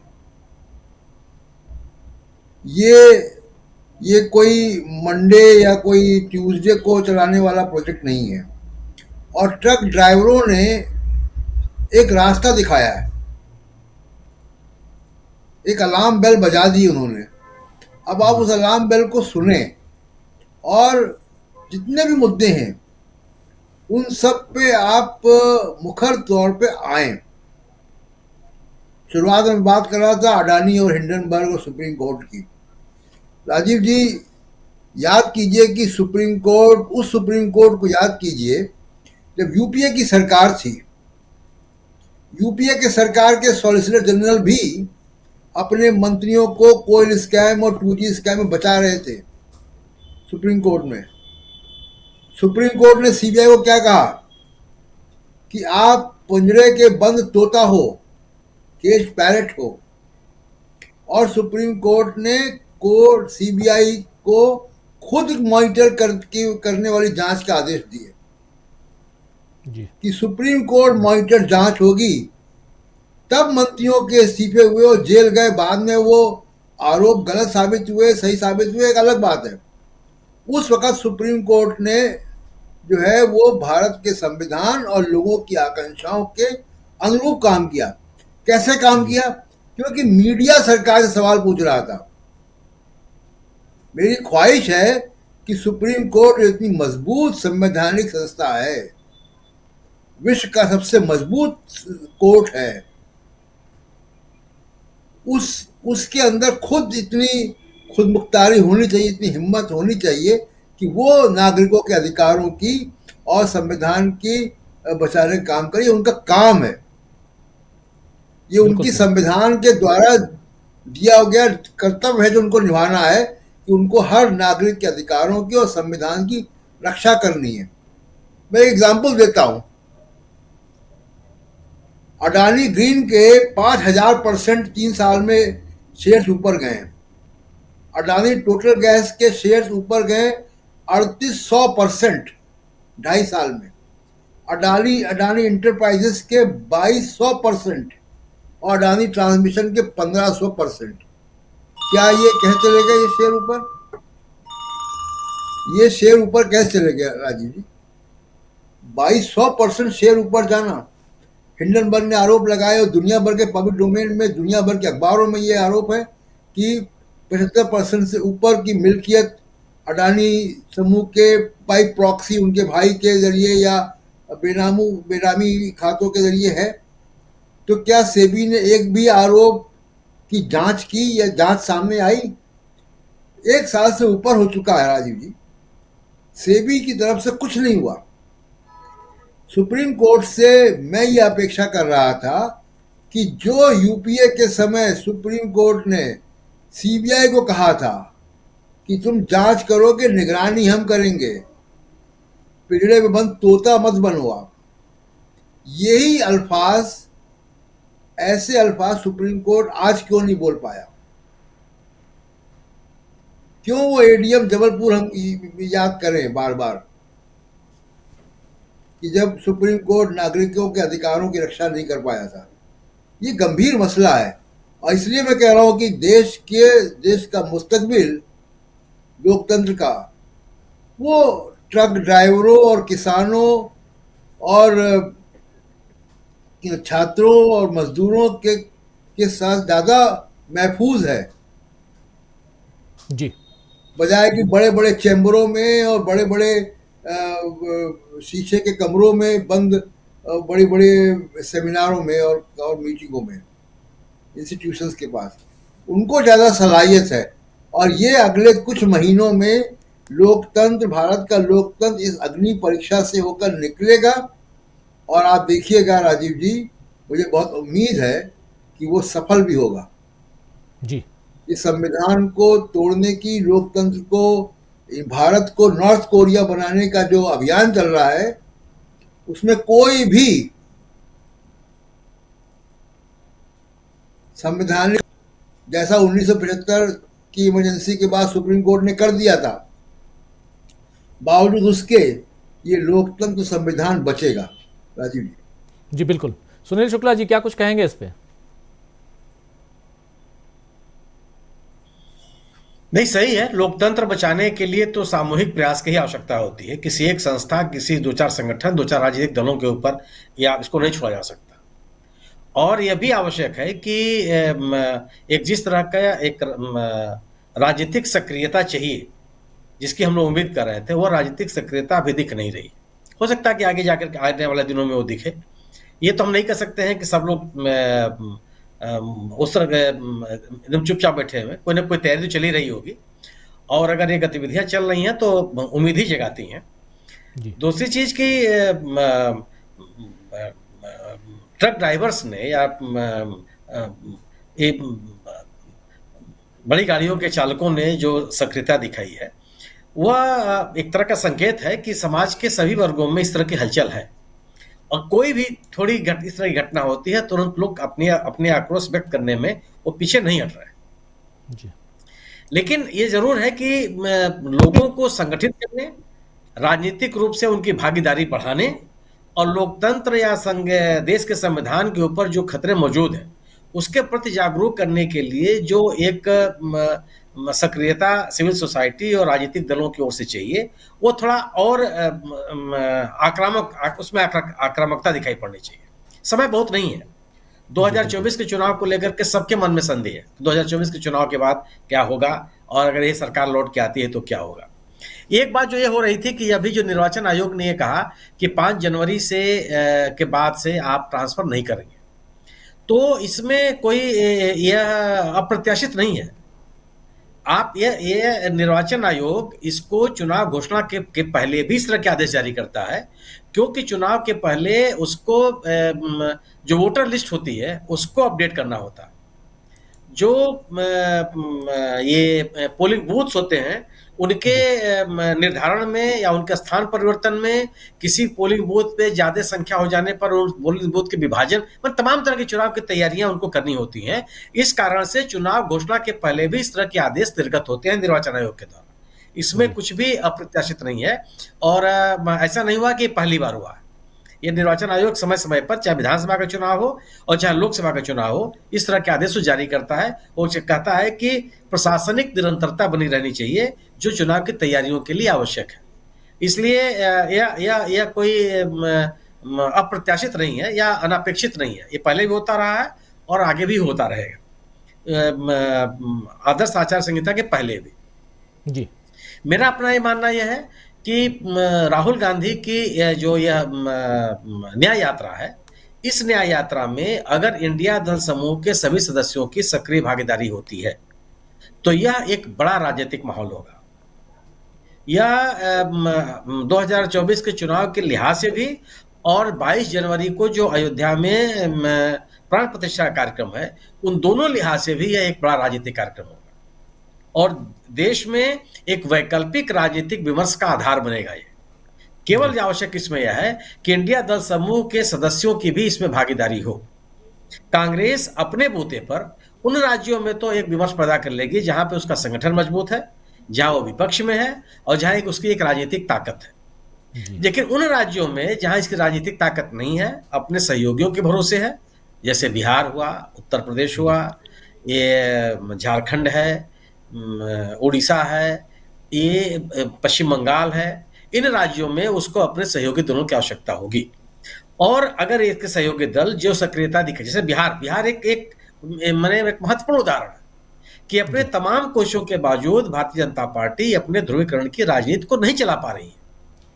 वो इसीलिए वो कभी नीतीश को वहां पे हमला करती है, कभी सरकार बदलने की बात करती है, कभी नीतीश जेडीयू आरजेडी में मतभेद की बात करती है, कभी आरजेडी लालू जी में और नीतीश कुमार के बीच में मतभेद की बात उठाती है, कभी वो नीतीश कुमार के ऊपर छेड़खानी का आरोप लगाती है, कभी उनके ऊपर अस्वस्थ होने का आरोप, पर तमाम तरह के हथकंडे अपनाती है वो, कि बिहार में किसी न किसी तरह से एक राजनीतिक विमर्श बदले और नीतीश कुमार और ये जो गठबंधन है उसकी विश्वसनीयता पर सवाल पैदा होने लगे। अगर उस वहां की राजनीति भारतीय जनता पार्टी को कोई अपने अनुकूल विमर्श पैदा करने में सफल नहीं होने दे रही है, मेरा अपना मानना है कि यह उन सभी राज्यों में संभव है जहां पे सामाजिक सशक्तिकरण के लिए मुद्दे लोगों के सामने हैं।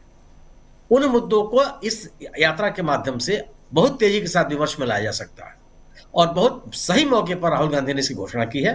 और मुझे लगता है कि इंडिया दल समूह के लोगों को इस राजनीतिक कार्यक्रम को गंभीरता से लेना चाहिए, और उसके पहले अपनी जो चुनावी तैयारियां हैं वह भी लोगों के सामने अनफोल्ड करना चाहिए, क्योंकि यह सवाल इनकी गतिविधियों को में, इनकी राजनीतिक गतिविधियों में लोगों के विश्वास का भी सवाल है। उनको यह विश्वास दिलाने की आवश्यकता है कि आप भारतीय जनता पार्टी के साथ वाकई गंभीरता से लड़ना चाहते हैं, आप इस बात के लिए तैयार हैं कि आप वैकल्पिक सत्ता देने की तैयारी आपके भीतर है, और उन समस्याओं से लोगों को निजात देना चाहते हैं जिनकी आप चर्चा कर रहे हैं। यह इसके लिए आवश्यक है कि एक गंभीर राजनीतिक सक्रियता, जो अभी कम से कम इंडिया दल समूह में नहीं दिख रही है, अंदर खाने को चल रही होगी तो हम आप कुछ कर नहीं सकते। जी बिल्कुल बिल्कुल। भारत न्याय यात्रा क्या मील का पत्थर साबित, ये यात्रा जो है मील का पत्थर साबित होगी संजय जी? कैसे देखा जाए? निश्चित रूप से अगर मतदाताओं से संपर्क करने की बात है तो ये सर्वश्रेष्ठ तरीका है और सार्वजनिक है और सबको पसंद किया जा रहा है और दिख रहा है। माने ठीक है कि अखबार रिपोर्ट नहीं कर रहे हैं, लेकिन दिख तो रहा है कि लोग कैसे आके राहुल गांधी से मिल रहे हैं, मिलने के लिए कैसे परेशान है। मैंने बीजेपी के किसी नेता से कोई ऐसे मिलना चाहता है, किसी से, नरेंद्र मोदी की बात नहीं कर रहा हूं, बीजेपी के नेता से किसी से कोई ऐसे मिलता है, वहां हाथ जोड़ के प्रणाम लोग करते होंगे, पैर छूते होंगे, लेकिन जिस ढंग से राहुल गांधी के प्रशंसक उनसे मिलने के लिए उतावले होते हैं, दौड़कर मिलने आते हैं, सुरक्षा घेरा तोड़कर मिलने आते हैं, राहुल गांधी को बुलाकर मिलते हैं वगैरह वगैरह, वो बीजेपी के किसी नेता से दिखाई नहीं देता। हाँ, नरेंद्र मोदी का मैंने देखा है, जब वो रोड शो करते हैं और लाइन से सबसे मिलते हैं, हाथ मिलाते हैं या ऊपर से फूल बरसाया जाता है, वो बिल्कुल प्रायोजित लगता है। और यहाँ बिल्कुल दिखाई देता है कि राहुल गांधी को लोग कितना पसंद करते हैं या कितना मिलना चाहते हैं। तो मुझे वो तरीका निश्चित रूप से अच्छा लगता है और सही है, वही होना चाहिए। बीजेपी का जो तरीका है आईटी सेल वाला या ट्रोल सेना वाला, वो तो निश्चित रूप से गलत है और नहीं होना चाहिए। उसका एग्जाम्पल ये है कि आज ही खबर छपी है इंडियन एक्सप्रेस में कि ये जो 3 लड़के पकड़े गए, इनका लोकेशन विश्वविद्यालय में 11 बजे से रात 1 बजे तक पाया गया है, कई दिन, और इन्होंने पहले भी 3 ऐसे कांड करने स्वीकार किए हैं। तो अगर विश्वविद्यालय में ये स्थिति थी कि ये जाते थे और लड़कियों से छेड़खानी करते थे या कुछ इस तरह की शैतानी करते थे, तो जाहिर है वो प्रशासन में रिपोर्ट हुआ होगा। नहीं रिपोर्ट हुआ तो और भी बड़ी बात है। और सब होने के बावजूद अगर ये अक्सर जाते थे और 11 बजे से 1 बजे तक रहते थे जो छात्र नहीं है संस्थान का, तो ये सुरक्षा व्यवस्था और वहां की व्यवस्था के लिए बहुत बड़ी टिप्पणी है। लेकिन वो बीजेपी से जुड़े थे, इसलिए उनके लिए संभव था और संभव हुआ। और अखबार इस तरह की खबर छापते नहीं है, बताते नहीं है। मतलब आज इंडियन एक्सप्रेस में है, मैंने पढ़ा पहले पेज पे। तो अगर इस तरह की व्यवस्था है तो क्या है वो हम समझ रहे हैं, समझ सकते हैं, लेकिन अगर अखबार बताएंगे नहीं तो लोग कैसे समझेंगे। लेकिन ये अपने आप में बहुत बड़ी बात है कि किसी संस्थान में, किसी शिक्षा संस्थान में बाहर के लोग जो पॉलिटिकली इस तरह से कनेक्टेड हैं जाएं और इस तरह का काम कर ले, सुरक्षित बच जाएं, नाम पता होने के बाद उनकी गिरफ्तारी में 2 महीने लग जाएं। ये सब बताता है कि हम लोगों को व्यवस्था के नाम पर क्या मिली है, जो या हमने कैसी सरकार चुनी है। तो ठीक है कि वो जीत जा रहे हैं, तो कैसे जीत रहे हैं वो सब अपनी जगह है, लेकिन हमने जो चुना है वो हम जानते हैं। तो अब हमें बदलने की जरूरत नहीं है कि नहीं है, वो हम ही को तय करना है और हम ही को बदलना है। तो बाकी सब अपनी जगह, जैसे था वैसे, जैसे चुनी गई सरकार वैसे ही बदली जाएगी और मैं उसका इंतजार कर रहा हूँ। राजीव जी, बदली जाएगी वैसे ही जैसे चुनी गई थी। क्लोजिंग कमेंट अगर अमलेंदु जी आवाज अगर आ रही हो आपको मेरी या आपकी हम तक, क्लोजिंग कमेंट और महत्वपूर्ण बात की भारत न्याय यात्रा और उससे बहुत उम्मीदें जुड़ी हुई हैं, क्या कुछ देखा जाए? निश्चित तौर पर राजीव जी, भारत न्याय यात्रा से लोगों की बहुत उम्मीदें जुड़ी हुई हैं और मुझे लगता है कि उम्मीदों को पूरा भी करेगी ये यात्रा। और ये यात्रा चूंकि इस बार राजनीतिक लक्ष्य के लिए निकल रही है, तो जाहिर सी बात है कि जनता से संवाद भी होगा, और जब जनता से संवाद होगा तो फिर परिवर्तन भी होगा। तो मुझे लगता है कि ये न्याय यात्रा जो है ये काफी कुछ जो है वो उपलब्धि हासिल करेगी, खासतौर से विपक्ष के लिए और डेमोक्रेसी के लिए।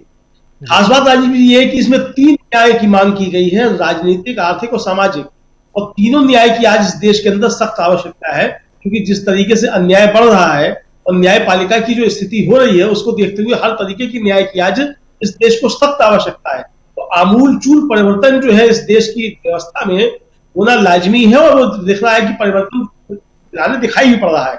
मुझे लगता है कि ये यात्रा निश्चित तौर पर कुछ ना कुछ परिवर्तन लाएगी देश की राजनीति में भी, देश की राजनीतिक व्यवस्था में भी, और खास तौर से मतदान के जरिए भी जो है एक बड़ा परिवर्तन लाने की भूमिका ये न्याय यात्रा तैयार करेगी, ऐसा मेरा सोचना है। बाकी कितना होगा ये जनता को तय करना है।